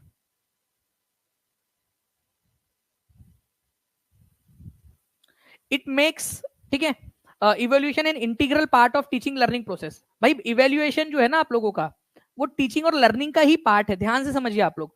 आप लोगों से मैं क्वेश्चन पूछता हूँ और आप लोगों से मैं यहाँ पर मैं पोल में क्वेश्चन लेता हूँ, तो क्या मैं आप लोगों को यहाँ पर मैं ये दिखाना चाहता हूँ कि यार आपको कुछ नहीं आता नीचे दिखाना है, या फिर आप लोगों का जो है ये जांचना है कि कितना करते आप लोग? नहीं। जब मैं आपसे कहता हूँ कि कमेंट करो, तो आप लोगों को कमेंट करवाना मकसद नहीं है, मकसद ये है इवेल्युएट करके कि आप लोगों को उसके माध्यम से सिखाया जा सके। तो इवेल्युएशन करके भी बच्चों को सिखाया जा सकता है, टीचिंग लर्निंग का एक प्रक्रिया होती है इवेल्युएशन, ठीक है। जो मूल्यांकन होता है शिक्षण अधिगम का जो है एक हिस्सा है, तो ये विशेषता है। It focuses on all round development, आपका ऑल राउंड डेवलपमेंट हो रहा है यहाँ पर में, चाइल्ड की पर्सनैलिटी का। आप लिख रहे हो, आप टाइप कर रहे हो, आप सुन रहे हो, आप बोल रहे हो, मैं आपसे कहता हूँ कई बार कि चलिए एक बार बोलिए, अपने अपने मन में बोलिए, यहाँ पर में अपने मुंह से बोलिए वहां पर में, ठीक है। तो इवेल्युएशन जो है फ्रेंड्स यहाँ पर में आपका व्यक्तित्व का विकास करता है, ऑल राउंड डेवलपमेंट करता है आपका। It includes an assessment of scholastic as well as co scholastic aspects of the students growth. मतलब स्कूल और स्कूल के बाहर के जो पहलू होते हैं उनके ऊपर में भी ध्यान देता है। आपने देखा होगा कि आज अभी हम लोगों ने स्टार्टिंग में हमने कोट किया है, कोट हम लोगों ने लिया, वो आप लोगों की एक पर्सनैलिटी को एनहांस कर रहा है। तो जब हम लोग यहाँ पर में सीसीई की बात करते हैं तो सीसीई के अंदर में हम लोग देखते हैं कि बच्चा, चलिए उसने अच्छे अंक नहीं लाया, लेकिन क्या उसने अपना नॉलेज के अंदर में ग्रो किया है, क्या वो एज अ पर्सन ग्रो हुआ है, ठीक है, उसको भी देखा जाता है। तो ये भी आपका मदद करता है। आपसे बोला कौन मदद नहीं करता, तो यहाँ पर मैं बोल रहा है कि मार्क्स कितने लेकर आया। भाई मार्क्स कितने लेकर आया ये मैटर नहीं करता, मैटर ये करता है कि वो कितना डेवलप किया है, ये मैटर करता है आप लोगों का। तो D is the correct answer friends यहाँ पर में। तो continuous and comprehensive evaluation, CCE का फुल फॉर्म जो है फ्रेंड्स आप लोगों को बता दूं, ये क्वेश्चन आप लोगों का सीसीई का फुल फॉर्म पूछा था आप लोगों से, फुल फॉर्म, ठीक है। केवीएस पीआरटी, केवीएस पीआरटी का एक शिफ्ट थी आप लोगों की 2023 में जो पेपर हुआ था ना, ठीक है, एक शिफ्ट के अंदर में सीसी का फुल फॉर्म पूछ लिया था। हिंदी और इंग्लिश दोनों के अंदर में सेम क्वेश्चन दिया था, इंग्लिश में ही मतलब बेसिकली पूछ लिया था उसने। तो इसको भी ध्यान रखना है आप सभी लोगों ने, सीसी का फुल फॉर्म आपसे पूछा जा सकता है। नाउ सतत एवं व्यापक मूल्यांकन पर मुख्य रूप से ध्यान केंद्रित किया जाता है, किसमें? नवंबर 2012 का एक्चुअल क्वेश्चन है आपका। एग्जामिनर कैसे क्वेश्चन बना सकता है आप लोग देखिए ध्यान से। Continuous testing to improve the child, बच्चे में सुधार के लिए निरंतर परीक्षण करना। Continuous observation of the behaviour of the child. Education of the head heart and hand. Promoting weaker ineligible student to higher grade, मतलब कमजोर अयोग्य छात्रों को उच्च ग्रेड में पहुंचा देना। सतत और व्यापक, देखिए सतत इसमें है ही, सतत कंटिन्यूअस लगातार आप लोगों ने क्या करना है, ठीक है, बच्चों का मूल्यांकन करना है। ओके, तो आपने क्या करना है, बच्चों का टेस्टिंग करनी है आपने बच्चों की, या उसको ऑब्जर्व करना है? आपने ऑब्जर्व करना है और जहां जरूरत हो वहां पर में सुधार करना है। ध्यान से समझिए, कई सारे बच्चों ने कंटिन्यूअस मूल्यांकन देखा और टेस्टिंग लगा दी, गलत। कंटिन्यूअस ऑब्जर्व करना है उसके बिहेवियर को, और जहां जरूरत हो वहां पर में आपने उसमें चेंजेस लेकर आने हैं, टेस्ट नहीं करना है कंटिन्यूअसली। ऑप्शन तो 4 ही थे आपके, और ये एक्चुअल क्वेश्चन है एग्जाम का, इसमें आप कोई और ऑप्शन नहीं जोड़ सकते, more than one of the above, none of the above, ऐसा कुछ नहीं जोड़ सकते आप। जो क्वेश्चन पूछ लिया आप लोगों से, ठीक है। यहां पर में आपने ऑब्जर्व करना है, टेस्ट नहीं करना है आपने। मूल्यांकन करने का मतलब यहां पर में ऑब्जर्व करना है और उसमें जहां जरूरत हो वहां पर में आपने चेंज करना है। तो ऐसे क्वेश्चन, ये क्वेश्चन कभी भी रिपीट होकर अब आ सकता है आपके एग्जाम के अंदर में, तो ध्यान से इसको देखते रहिए आप सभी लोग। ओके, चलिए, तो B is the correct answer. Next question की तरफ में आगे बढ़ते हैं हम लोग फ्रेंड्स। यहाँ पर में सतत एवं व्यापक मूल्यांकन शामिल है, दिसंबर 2019 का क्वेश्चन आपका, एक्चुअल क्वेश्चन एग्जाम का, ठीक है। सर 1000 हो गए, कहा हुए हैं दया श्रीवास्तव जी, कहा हुए हैं, जल्दी जल्दी से सभी लोग शेयर करते रहेंगे। हम लोग जो है सभी, अगर एक बच्चा एक एक ग्रुप में भी शेयर कर देना तो हम लोग अभी के अभी थोड़ी देर के अंदर में 1000 हो जाएंगे। जो बच्चे लाइव देख रहे हैं या ऑफलाइन देख रहे हैं, हर किसी की जिम्मेदारी बनती है कि भाई पूरी एनर्जी के साथ में, आप लोग देख रहे हो लगभग 1 घंटा होते हुए आ गए, पूरी एनर्जी के साथ में आपको पढ़ा रहा हूं, तो आप हर किसी की जिम्मेदारी बनती है कि लाइक कर देंगे, चैनल को सब्सक्राइब करके बेल आइकन दबा देंगे फ्रेंड्स, ठीक है। और लास्ट में एक फॉर्म दूंगा, उस फॉर्म को फिल कर देना। मैं आप लोगों से जो है प्रैक्टिस क्वेश्चंस भी आप लोगों से पूछा करूंगा। सतत और व्यापक मूल्यांकन शामिल है, ठीक है।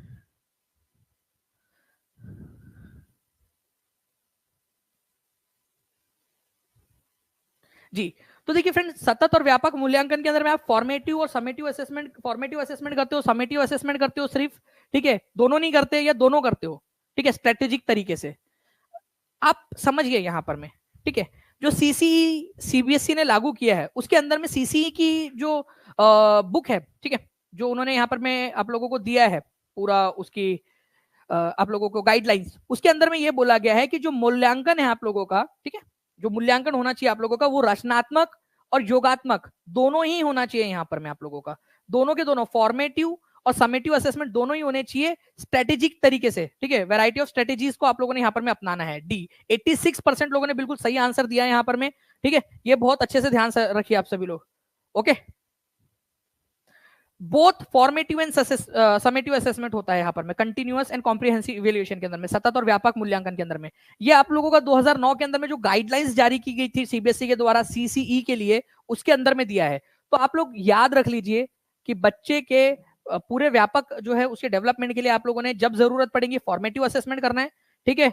और जब आप लोगों को लग रहा है कि भाई उसका पूरा जब आपने पढ़ा दिया, एक बार वापस से उसकी टेस्ट लेनी है तो वापस से भी ले लीजिए। जैसे मैं 50 जब लेक्चर हो जाएंगे आप लोगों के, तो उसके बाद में मैं आप लोगों की पूरी टेस्ट भी लूंगा एक अच्छे से, ठीक है। आप लोगों को रेगुलर जो बच्चे लाइव देखेंगे उनको तो टेस्ट मिलेगा ही, साथ ही साथ एक पूरा जब 50 लेक्चर हमारे हो जाएंगे उसके बाद में आपको बहुत सारी जो है फ्रेंड्स आपको टेस्ट दूंगा इन 50 लेक्चर पर आधारित। कौन कौन रेडी है इन सारी चीजों के लिए वो मुझे कमेंट करके बताएंगे कि सर बिल्कुल उन पूरी टेस्ट के अंदर में कोशिश करेंगे कि सारे के सारे जो टेस्ट आपको जो प्रोवाइड की जाएंगे उसमें 60 में से 60 आप लोग लेकर आए। ठीक है, D is the correct answer. देखिए सतत और व्यापक मूल्यांकन के ऊपर में जितने भी क्वेश्चन बन सकते हैं वो सारे करवा रहा हूं आपको आपके एसएसटी के अंदर में। सीटेट जुलाई 2013 का क्वेश्चन है आप लोगों का, किसके ऊपर में जोर देता है ये? Continuous testing on a comprehensive scale to ensure learning, सीखना सुनिश्चित करने के लिए व्यापक पैमाने पर निरंतर परीक्षण करना। How learning can be observed, recorded and improved upon, सीखने को कैसे देखा जा सकता है, उसको रिकॉर्ड किया जा सकता है और उसमें सुधार किया जा सकता है। Fine tuning of test with teachers, मतलब टीचर के साथ में कैसे जो है टेस्टिंग को और ज्यादा लिंकअप किया जा सकता है। बोर्ड परीक्षा का अतिरिक्त, रिडंडेंसी ऑफ बोर्ड एग्जाम, मतलब उसको खत्म कर देना बोर्ड एग्जाम को। सीसीई जो है फ्रेंड्स आपका बेसिकली किस चीज के ऊपर में जोर दे रहा है? इनमें से सीसीई किस पर जोर दे रहा है? वेरी गुड फ्रेंड्स, यहां पर मैं आप लोग देखिए मैं देख पा रहा हूं जैसे कि बच्चे कंटिन्यूअसली आंसर कर रहे हैं। How learning can be observed, मैंने आपसे कहा ना कि आपको क्या करना है, ऑब्जर्व करना है। ठीक है, उसको रिकॉर्ड करना है कि बच्चा कैसा परफॉर्म कर रहा है और उसमें इंप्रूवमेंट लेकर आने हैं बच्चे में आप लोगों ने कि कैसा वो और उसको बेहतर बनाया जा सकता है। इवेल्युएशन का मकसद ये नहीं होता ये जांचना कि बच्चे का कितना आता है। इवेल्युएशन का ये मतलब होता है कि बच्चे को कितना आता है, कहाँ गैप है और उसमें सुधार कैसे किया जा सकता है। इवेल्युएशन का अल्टीमेट मकसद है कि उसमें सुधार इंप्रूवमेंट कैसे किया जा सकता है, देखना है कि कहां पर में कमी है। ठीक है, और उसमें सुधार करना है, ना कि केवल ये जांचना कि कितना आता है उसको। ठीक है, तो ये याद रखेंगे आप सभी लोग फ्रेंड्स की इवेल्युएशन में ऑब्जर्व करके आपको इंप्रूवमेंट करना है। ठीक है, और ऑब्जर्वेशन का रिकॉर्ड रखिए ताकि आपको पता रहे कि कहां कहां किस किस तरीके से जो है वो इवेल्युएशन के माध्यम से उसमें जो डेटा आया है उसके माध्यम से आप उसमें इंप्रूवमेंट कर सकते हो। ठीक है, तो सीसीई किस चीज के ऊपर में फोकस करता है आप लोग देखिए, विचार प्रक्रिया को बढ़ाता है। ठीक है, ये याद रखेंगे आप लोग कि बच्चे के जो है यहाँ पर में बच्चे के जो है विचार करने की प्रक्रिया को बढ़ाता है। डी एम्फेसाइज मेमोराइजिंग, जो याद करने की जो है ना रट्टा मारने की जो चीजें उनके ऊपर में एम्फेसाइज नहीं करता, रट्टाफिकेशन नहीं कराना है। छात्र के संज्ञात्मक, मनोप्रेरणा और भावनात्मक क्षेत्र विकसित करना, मतलब कि स्टूडेंट का कॉग्निटिव एबिलिटी, उसकी दिमागी मानसिक क्षमता को करना, साइकोमोटर एक्टिविटीज जो है उसकी, ठीक है, उसको इफेक्ट वो करना और जो अलग अलग जो उसके डोमेन है उसके पर्सनैलिटी के डोमेन है उसको इंप्रूव करना, ये मेन मकसद है यहाँ पर में। ठीक है, शैक्षणिक और सशैक्षणिक पहलुओं का आकलन करना, जो बच्चे को आप पढ़ा रहे हो क्लासेस में वो भी आपने देखना है कि वो कैसे पढ़ रहा है बच्चा, और साथ ही साथ उसकी पर्सनालिटी, बाहर खेल रहा है या नहीं खेल रहा है बराबर से, खेलते हुए क्या वो विकसित कर रहा है, टीम स्पिरिट आ रही है या नहीं आ रही है, ये सारी चीजें भी आप लोगों ने देखना है। ठीक है, ऑब्जर्व करना है आपने, रिकॉर्ड करना है ताकि आप लोग जो है उसमें इंप्रूवमेंट ला सके। सतत व्यापक मूल्यांकन है आपका, देखिए आप लोग सोशल स्टडीज के 2015 के पेपर में आया हुआ क्वेश्चन है आप लोगों का, कभी भी पूछा जा सकता है, और 1250 के करीब करीब आप लोगों ने लाइक कर दिए फ्रेंड्स। सेशन को लाइक और चैनल को सब्सक्राइब भी करते रहेंगे आप सभी लोग, और कमेंट में आंसर करते रहिए सभी के सभी। ठीक है, ताकि आप लोगों की प्रैक्टिस हो, और ऐसे ही मैं आप लोगों को हर रोज कुछ ना कुछ जो है आप लोगों को जो है ना आपको सिखाता रहूंगा फ्रेंड्स। ठीक है, नई नई चीजें आपको सिखाता रहूंगा। तो सतत व्यापक मूल्यांकन आप लोगों का, निरंतर परीक्षण, सतत मूल्यांकन, ठीक है, सीखने के दौरान शिक्षार्थियों का मूल्यांकन, परीक्षाओं का अवधिक संचालन। ठीक है, एग्जाम में पूछा गया प्रश्न है आप लोगों को, और आप लोगों को सब पता है फ्रेंड्स इसका आंसर क्या होगा आपका, assessment of learners while learning, जब सीख रहे हैं तभी उनका असेसमेंट करो ताकि आप वो लर्निंग की गैप को भर सके आप लोग सीसीई में। देखिए 31 दिसंबर 2021 का बड़ा सा क्वेश्चन, हर एक बच्चा जो है कोशिश करेगा यहाँ पर मैं इसको करने की कोशिश कीजिए, यहाँ पर मैं हर एक बच्चा जल्दी जल्दी से कोशिश कीजिए।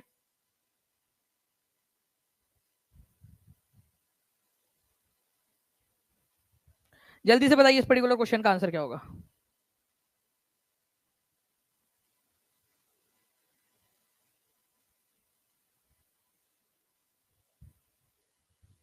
अब देखिए फ्रेंड्स, अगर हम लोग बात करें यहाँ पर में सतत और व्यापक मूल्यांकन के बारे में, कौन सा कथन सही नहीं है, प्लीज इस पॉइंट पर भी ध्यान देना था सभी लोगों ने, जितने भी लोग देख रहे हैं यहाँ पर में और आंसर कर रहे हैं, नहीं है। It is an easy way for the teacher to test learners frequently, ये आसान तरीका है कि बच्चों का बार बार टेस्टिंग की जा सकती है। लेटेस्ट डेवलपमेंट जो है, it is the latest development in the teaching learning process, ये शिक्षण अधिगम की नवीनतम विकास है ये CC. It creates interest among the learner for studies, बच्चों के अंदर में जो है सीखने को लेकर जो है थोड़ा सा उनमें आता है कि भाई हमें और अच्छा करना है और अच्छे से सीखना है हम लोगों ने। ठीक है, उसके बाद में जो है friends, conventional paper pen test do not assess all the attributes and abilities of the learner, जो पेपर पेन वाली प्रोसेस है, ठीक है, वो सारी की सारी चीजें नहीं जांच सकती कि आप लोगों को पेपर दे दिया, पेन दे दिया, हाँ जी लिखो, A for apple, B for ball, C for cat, D for Danish sir. ठीक है, तो ये आप लोगों का जो है फ्रेंड्स, ये पेपर पेन वाला जो है वो मेथड हमेशा बच्चों को सारी चीजें नहीं सिखाएंगे, तो ये बिल्कुल सही है आप लोगों का। ठीक है, इंटरेस्ट जगाता है बच्चों के अंदर में, ये भी बिल्कुल सही है। ये लेटेस्ट डेवलपमेंट है, अभी जो है नए प्रकार की एक पद्धति है। पहले क्या होता था, बस पेन पेपर वाला काम चलता था। यह शिक्षकों के लिए शिक्षार्थियों का बार बार परीक्षण करने का आसान तरीका है। ये बार बार टेस्ट करना नहीं है बच्चे को, मैंने अभी आपको बताया कि बच्चे को टेस्ट नहीं करना है, आपने ऑब्जर्व करना है। यहाँ पर मैं बच्चे के अंदर में टेस्ट नहीं करना है, बच्चे को ऑब्जर्व करना है आप लोगों ने, और आपने उसके अंदर में क्या करना है, उसकी इंप्रूवमेंट्स के ऊपर में ध्यान देना है। तो A is the correct answer आप लोगों का। आप लोगों से क्या बोला, कौन सा वाला सही नहीं है, सही नहीं है ये बिल्कुल। जैसे यहाँ पर मैं डी आंसर लगाया 58% लोगों ने। डी क्यों आप लोगों का आपको लगता है कि सही नहीं है? पारंपरिक पेपर पेन परीक्षण शिक्षार्थियों की सभी विशेषताओं और क्षमताओं का आकलन नहीं कर सकता। आपको लगता है कि पेन पेपर लेकर आप बच्चे से ये जांच सकते हो कि उसको जो है उसमें टीम स्पिरिट कितनी है? कितने लोगों को लगता है कि आप ऐसा जांच सकते हो? जिन लोगों ने डी को गलत माना है, आप बताओ कि क्या आप जांच सकते हो कि बच्चे के अंदर में टीम स्पिरिट कितनी है, या बच्चा जो है किस तरीके से सामाजिक तौर पर कैसे विकसित हो रहा है बच्चा? नहीं जांच सकते आप लोग ये चीज। ठीक है, इसी वजह से डी जो है आप लोगों का ये सही है। ठीक है, रुचि पैदा करता है, ये भी सही है। आपसे गलत वाला पूछा है आप लोगों से। आपने टेस्ट नहीं करना है, बच्चे को ऑब्जर्व करना है आप सभी लोगों ने। ओके, बार बार आप लोगों से देखिए, यहाँ पर मैं जहां जहां भी हम लोगों ने पढ़ा है, हम लोगों ने ऑब्जर्व शब्द के ऊपर में ध्यान दिया है।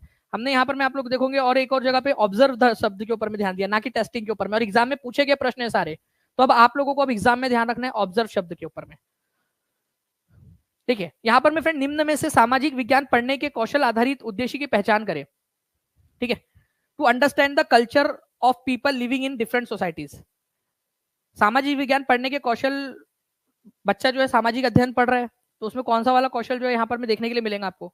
तो विभिन्न समाज में रहने वाले लोगों की संस्कृति को समझ सकेगा बच्चा, कि भाई अलग अलग इलाकों में जो लोग रहते हैं उनके किस तरीके का उनका अलग अलग संस्कृतियां है। मैप ड्रॉ करवाना बच्चे के लिए, ये कोई आपको वो नहीं कि बच्चे को मैप ड्रॉ कराना सिखाना है। दानिश सर का मैप आज भी यहाँ पर में आप लोगों का काजू कतली टाइप का बनता है। To develop respect for different and diversity. ठीक है, आप लोगों का to develop a respect for difference and diversity, to acquire knowledge of continent, महाद्वीपों का ज्ञान प्राप्त करना। यहाँ पर मैं क्या बोल रहा है कि सामाजिक विज्ञान पढ़ाने के कौशल आधारित उद्देश्य की पहचान करें। आपने क्या पढ़ाना है बच्चों को? आपने बच्चे को अंडरस्टैंड कराना है। ठीक है, अलग अलग कल्चर से, ठीक है, जो अलग अलग डिफरेंट सोसाइटीज है उनके कल्चर से बच्चों को अवगत कराना है। ठीक है, फिर बाद में आप लोगों ने उसके अंदर में क्या करना है, आप लोगों ने उसके अंदर में जो रिस्पेक्ट है और जो डाइवर्सिटी है वो आपकी डेवलप होंगी। यहाँ बात हो रही है पढ़ाने की, पढ़ाने में आपको क्या आना चाहिए। ठीक है, बच्चे को आपने क्या समझाना है यहाँ पर में? ठीक है, कल्चर्स को, जो अलग अलग सोसाइटी में अलग अलग जो डिफरेंट सोसाइटीज है उनका अलग अलग जो कल्चर है वो बच्चों को समझाना है कि भिन्नताएं होती है। ठीक है, अलग अलगता भिन्नता होती है, डाइवर्सिटी होती है, ये समझाना है। पढ़ाते समय आप लोगों को ये इस चीज पर ध्यान देना है। ओके, चलिए नेक्स्ट क्वेश्चन देखिए फ्रेंड्स, ये आज हम कैसे जानते हैं कि भारत में शुतुरमुर्ग रहते थे? बताइए जल्दी से, आज हम ये कैसे जानते हैं कि भारत में शुतुरमुर्ग पाए जाते थे? तो भारत में शुतुरमुर्ग पाए जाते थे ये हमको पता चलता है। ओके, 2019 का क्वेश्चन है। हमें बहुत सारे अंडे मिले हैं, ठीक है, शुतुरमुर्ग के, large quantities of ostrich egg, शुतुरमुर्ग के अंडे मिले हमको। आज भारत में शुतुरमुर्ग नहीं पाए जाते। ये जो पाटने नाम की जगह है ना महाराष्ट्र में, वहां पर में हमको शुतुरमुर्ग के अंडे के छिलके मिले हैं। तो इससे हम लोग अंदाजा लगाते हैं कि भाई भारत में शुतुरमुर्ग पाए जाते होंगे। ये है शुतुरमुर्ग। ठीक है, ये शुतुरमुर्ग है, और आज भारत में नहीं पाया जाता, अफ्रीका वगैरह में पाया जाता है लेकिन भारत में नहीं पाया जाता। ठीक है, तो ये एक ऐसा पक्षी है जो पहले उड़ सकता था बट अब उड़ने की उसकी क्षमता चली गई है, दौड़ता है, बहुत तेज दौड़ता है। ओके, तो ऑस्ट्रिचेस के अंडे के छिलके हम लोगों को मिले हैं, ये याद रखना है आप सभी लोगों ने। ठीक है, बाकी जो है फ्रेंड्स इस स्लाइड के ऊपर में और भी बहुत सारे क्वेश्चंस बन सकते हैं, उनको भी मैं आप लोगों को करवाने वाला हूँ। तो शुतुरमुर्ग के अंडे के छिलके कहाँ मिले आपको? पाटने नाम की जगह। पाटने कहाँ है जल्दी से लिखेंगे आप सभी लोग। तो महाराष्ट्र राज्य के अंदर में पाटने नाम की जगह पर हमको मिलते हैं पैलियोलिथिक एज के अंदर में, पूरा पाषाण काल में, जिससे हमें पता चलता है कि पूरा पाषाण काल में भारत में शुतुरमुर्ग पाए जाते थे। अब कहाँ चले गए शुतुरमुर्ग, जल्दी बताइए क्या हुआ होगा उनका? ठीक है, नेचुरली नहीं पाए जाते ना जंगल वगैरह के अंदर में, नेचुरली। ठीक है, नेचुरल इसके अंदर में। अब देखिए असर्शन और रीजन वाला question. Many states financially support schools and colleges established and run by linguistic minorities.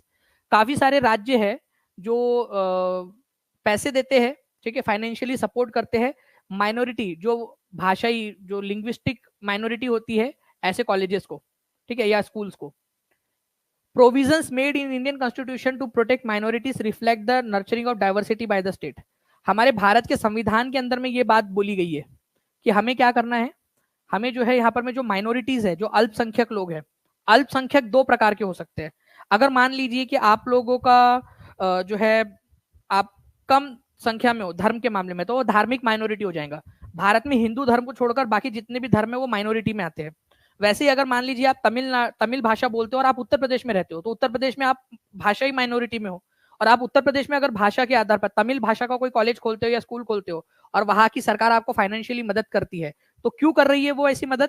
क्योंकि संविधान में बोला गया है कि माइनॉरिटीज की रक्षा करनी है, उनके इंटरेस्ट की रक्षा करनी है, उनकी जो डाइवर्सिटी है उसको बढ़ावा देना है, अपने विविधता का पोषण करना है, संविधान के अंदर में बोला गया है।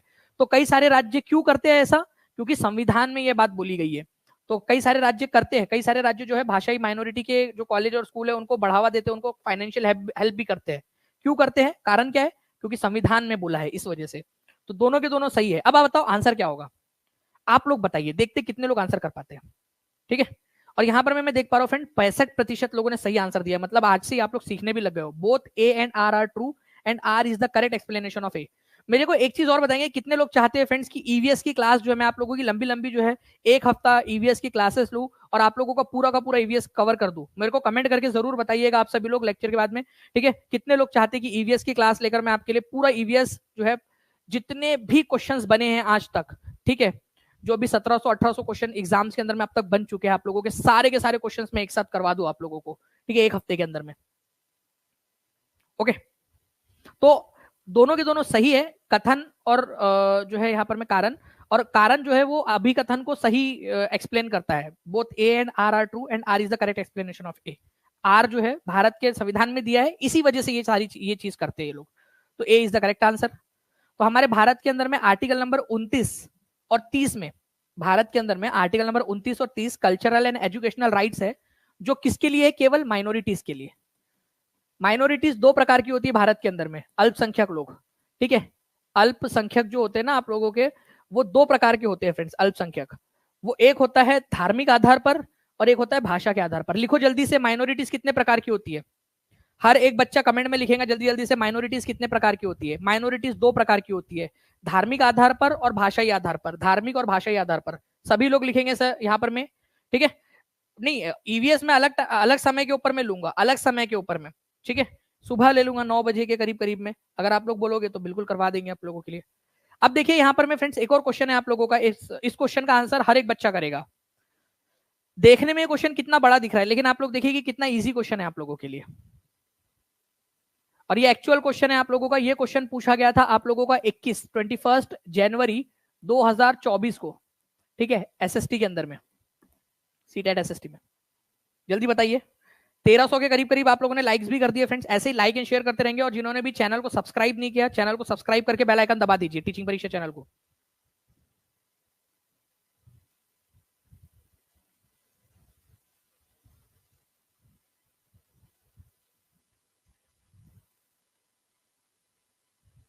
बहुत बढ़िया।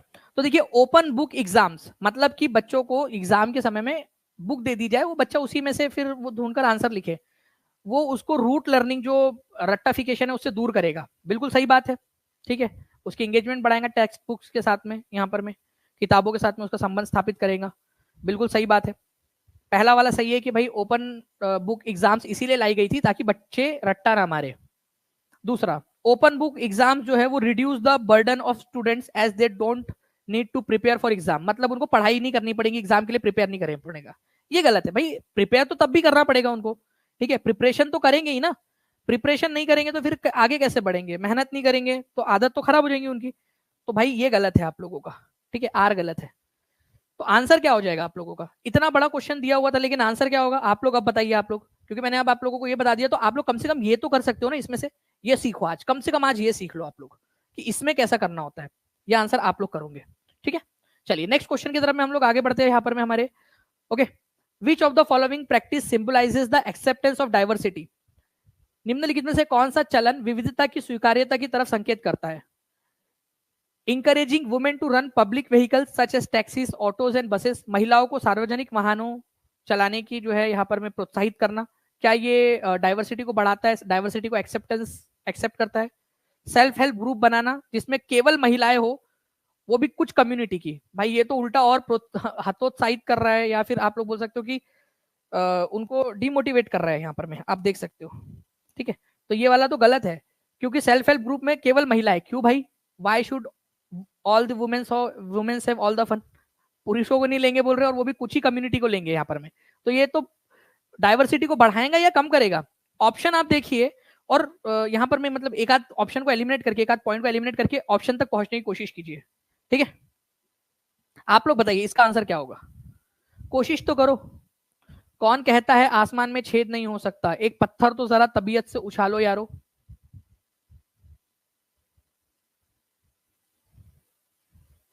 चलिए, तो देखिए फ्रेंड्स, यहां पर मैं अगर मैं बात करूं तो बी को आप लोग एलिमिनेट कर सकते थे, यहां से बी एलिमिनेट हो गया आपका, तो दो ऑप्शन चले गए, ए और सी यहां से एलिमिनेट हो गया।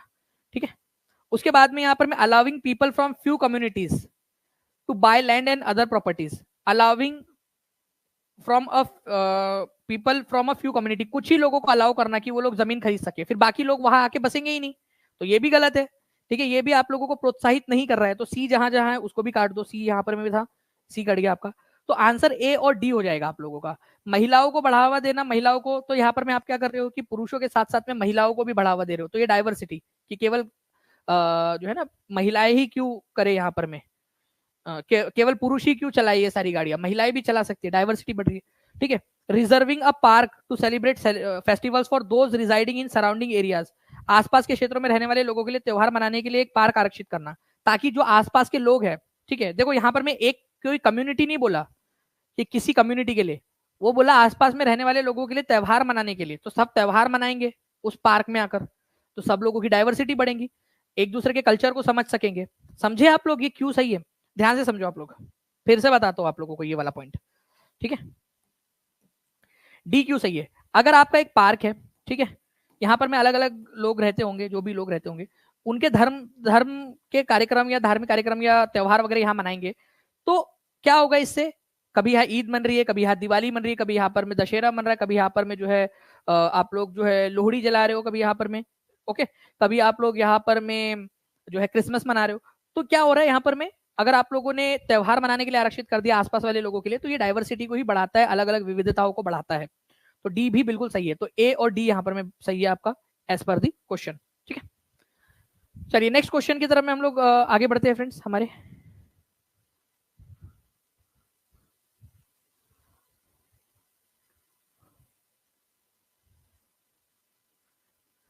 देखिए, दो स्टेटमेंट्स दिए गए हैं, मैं चाहता हूं कि आप लोग इस पर्टिकुलर क्वेश्चन को देखें जल्दी से। 1300 प्लस लाइक्स आप लोगों ने यहां पर में कर दिए फ्रेंड्स। ठीक है, बहुत बहुत शुक्रिया आपका,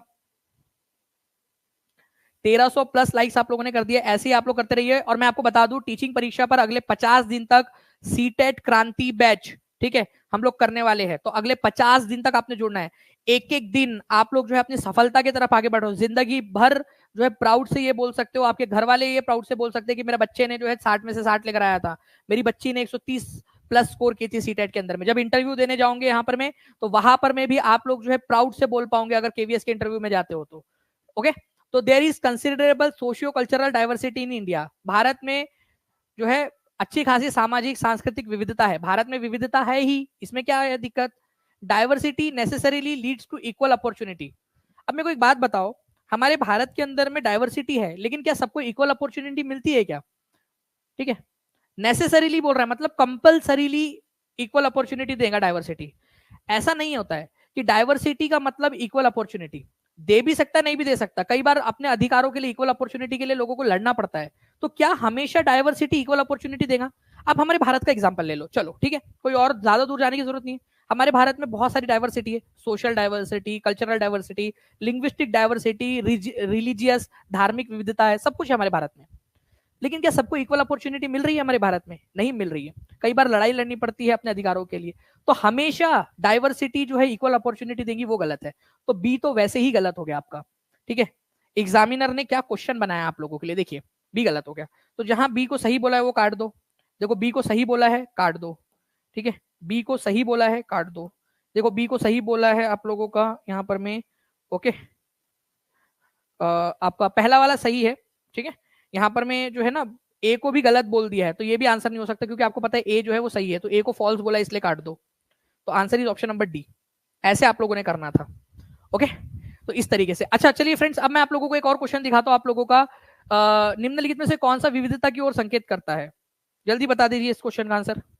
निम्नलिखित में से कौन सा विविधता की ओर संकेत करता है, डाइवर्सिटी की तरफ में संकेत करता है? जल्दी जल्दी बताइए। ये बड़ा क्वेश्चन है, ध्यान से देखिए आप सभी लोग।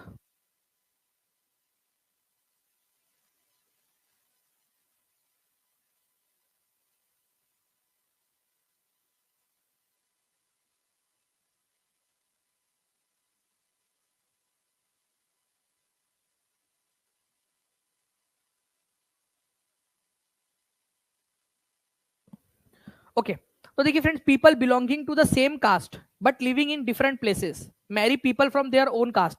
अपनी खुद की जाति में शादी करोगे तो डाइवर्सिटी कैसे बढ़ेगी भाई?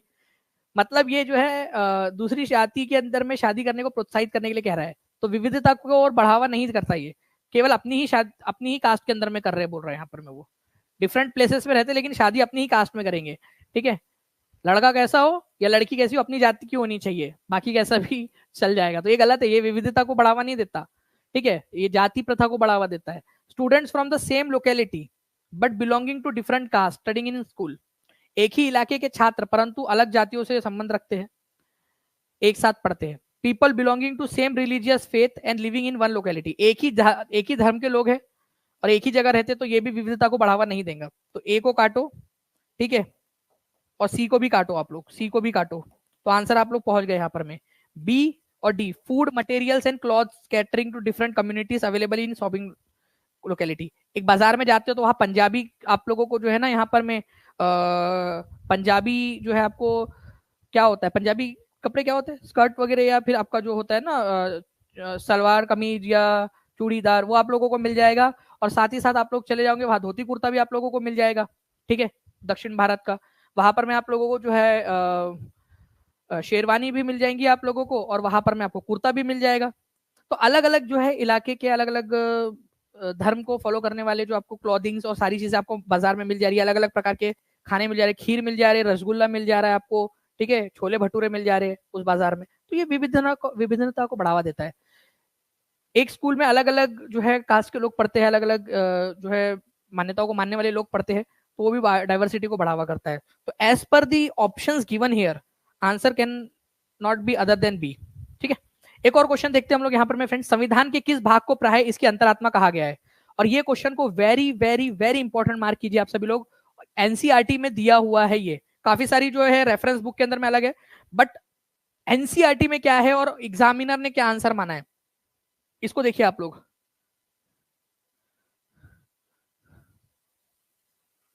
एग्जैक्टली पुष्पा वर्मा जी सही बोल रहे हैं।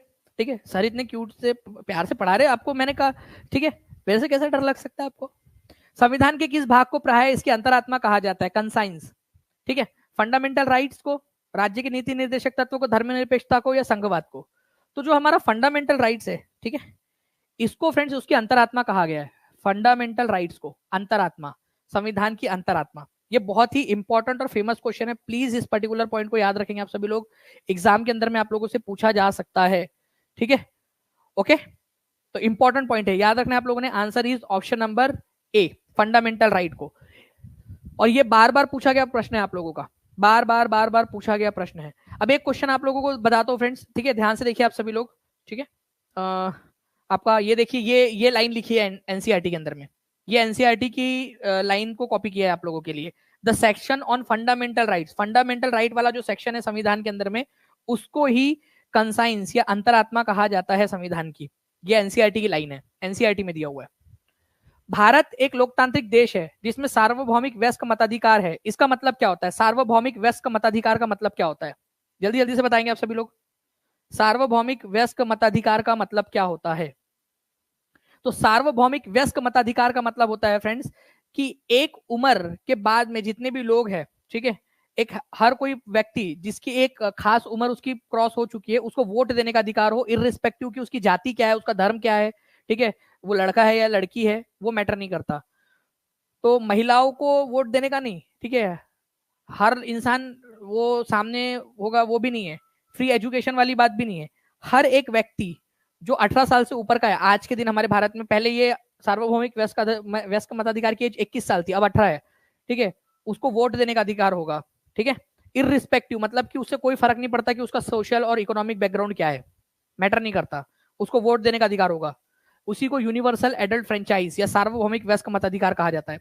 अभी हमारे देश में इलेक्शन होने वाले हैं, आप लोगों को पता है फ्रेंड, है ना, तो आप लोग ये कह सकते हो कि हमारे देश के अंदर में सार्वभौमिक वयस्क मताधिकार है, हर किसी को वोट देने का अधिकार है अगर उसने 18 साल की उम्र पार कर ली है तो, ठीक है, वो वोटिंग कार्ड बना ले अपना और जो है अपना वोट दे सकता है, ठीक है।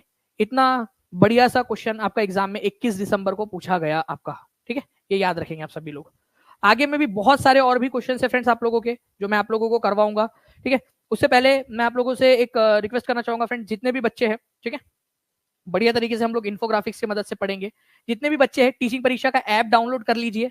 साथ ही साथ सबसे पहले, ठीक है, आपकी यूट्यूब वीडियो के नीचे में जो है ना एक लिंक दी है, फॉर्म दिया है, गूगल फॉर्म, ठीक है, एक फॉर्म है गूगल फॉर्म, उसको भर दीजिए आप सभी लोग। गूगल फॉर्म है, नीचे में लिंक दिया, आपके वीडियो है आप लोगों का, ये वीडियो आप लोग मोबाइल में देख रहे होगे, ठीक है, ये मोबाइल में वीडियो चल रहा है आपका। डिस्क्रिप्शन में यहाँ पर में ना, डिस्क्रिप्शन में या फिर कमेंट के पिंड कमेंट में, जो पहला कमेंट होता है आपका पिंड कमेंट, उसके अंदर में भी आप लोगों को मिल जाएगा, ठीक है, लिंक मिल जाएंगे आपको। उस फॉर्म को फिल कर देना आप लोग, जिससे कि जो भी इंपॉर्टेंट इन्फॉर्मेशन है वो आप लोगों को मिलती रहेगी। हर कोई बच्चा, देखिए आपकी फॉर्म के लिंक को यहाँ पर में भी पिन कर दिया गया, आपके चैट बॉक्स में भी, और नीचे में कमेंट बॉक्स में भी लिंक वो डाल दिया जाएगा। सेशन कैसा लगा वो मेरे को कमेंट करके बताओगे आप सभी लोग फ्रेंड्स, ठीक है।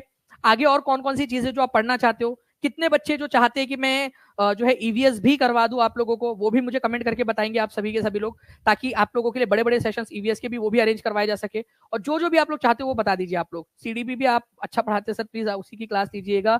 कब्बू जी बहुत बहुत शुक्रिया आपका, और बिल्कुल मैं जो है आप लोग जो जो आप लोग कहोगे वो सारी चीजें आप लोगों को प्रोवाइड करूंगा। जो बच्चा लाइव देखेगा पूरा का पूरा उसको टेस्ट मिलेंगी, ठीक है। ओके, तो टेस्ट की लिंक भी आप लोगों को डाल दी गई है, आप उसको टेस्ट को भी दे सकते हो, टेस्ट की लिंक डाल दी गई है, ठीक है। बहुत बहुत शुक्रिया आप लोगों के प्यारे प्यारे कमेंट्स के लिए फ्रेंड्स, जो आप लोग स्क्रीन पर कर रहे हो। सभी लोगों ने सेशन को लाइक कर दिया होगा ऐसा मैं उम्मीद करता हूँ फ्रेंड्स, और ठीक है, टीचिंग परीक्षा चैनल को सब्सक्राइब भी कर लेना आप लोगों ने। सुमित सिद्ध जी है, ये कह रहे हैं SST by respected Danish sir best teacher. Thank you very much Sumit ji, बहुत बहुत शुक्रिया आपका। तो ऐसे ही फ्रेंड्स आप लोग जुड़े रहिए, कल भी हम लोग मिलेंगे। टेस्ट की लिंक आप लोगों के लिए आ गई है, ये उन्हीं बच्चों के लिए जो लाइव देखते हैं, तो रोज लाइव 5 बजे आ जाइए, अगले 50 दिन दे दीजिए। मैं 60 में से 60 जो है फ्रेंड्स 1000 बच्चों को लाने का लक्ष्य है, और 1000 बच्चे ऐसे चाहिए जो 130 प्लस लेकर आए टीचिंग परीक्षा के स्टूडेंट्स। तो टीचिंग परीक्षा वालों आप लोगों ने क्या करना है, यहाँ पर में 130 प्लस का टारगेट करना है। क्या आप लाना चाहते हो, मेरे को कमेंट करके बताएंगे कि जी बिल्कुल पूरी जान लगा देंगे सर 130 प्लस के लिए, लिखेंगे मेरे को कमेंट में, बताएंगे मुझे यहाँ पर में, ठीक है। आपने देखा 1.5 घंटे के करीब हो चुका है, पूरी एनर्जी के साथ मैं अभी भी बोल रहा हूँ आप लोगों के लिए, और पूरे 50 दिन तक मैं इसी एनर्जी के साथ में लगा रहूंगा आप लोगों के लिए, ठीक है। चलिए तो मिलते हैं हम लोग कल फ्रेंड्स हमारे लेक्चर में, तब तक के लिए thank you very much, take care and bye, God bless you all.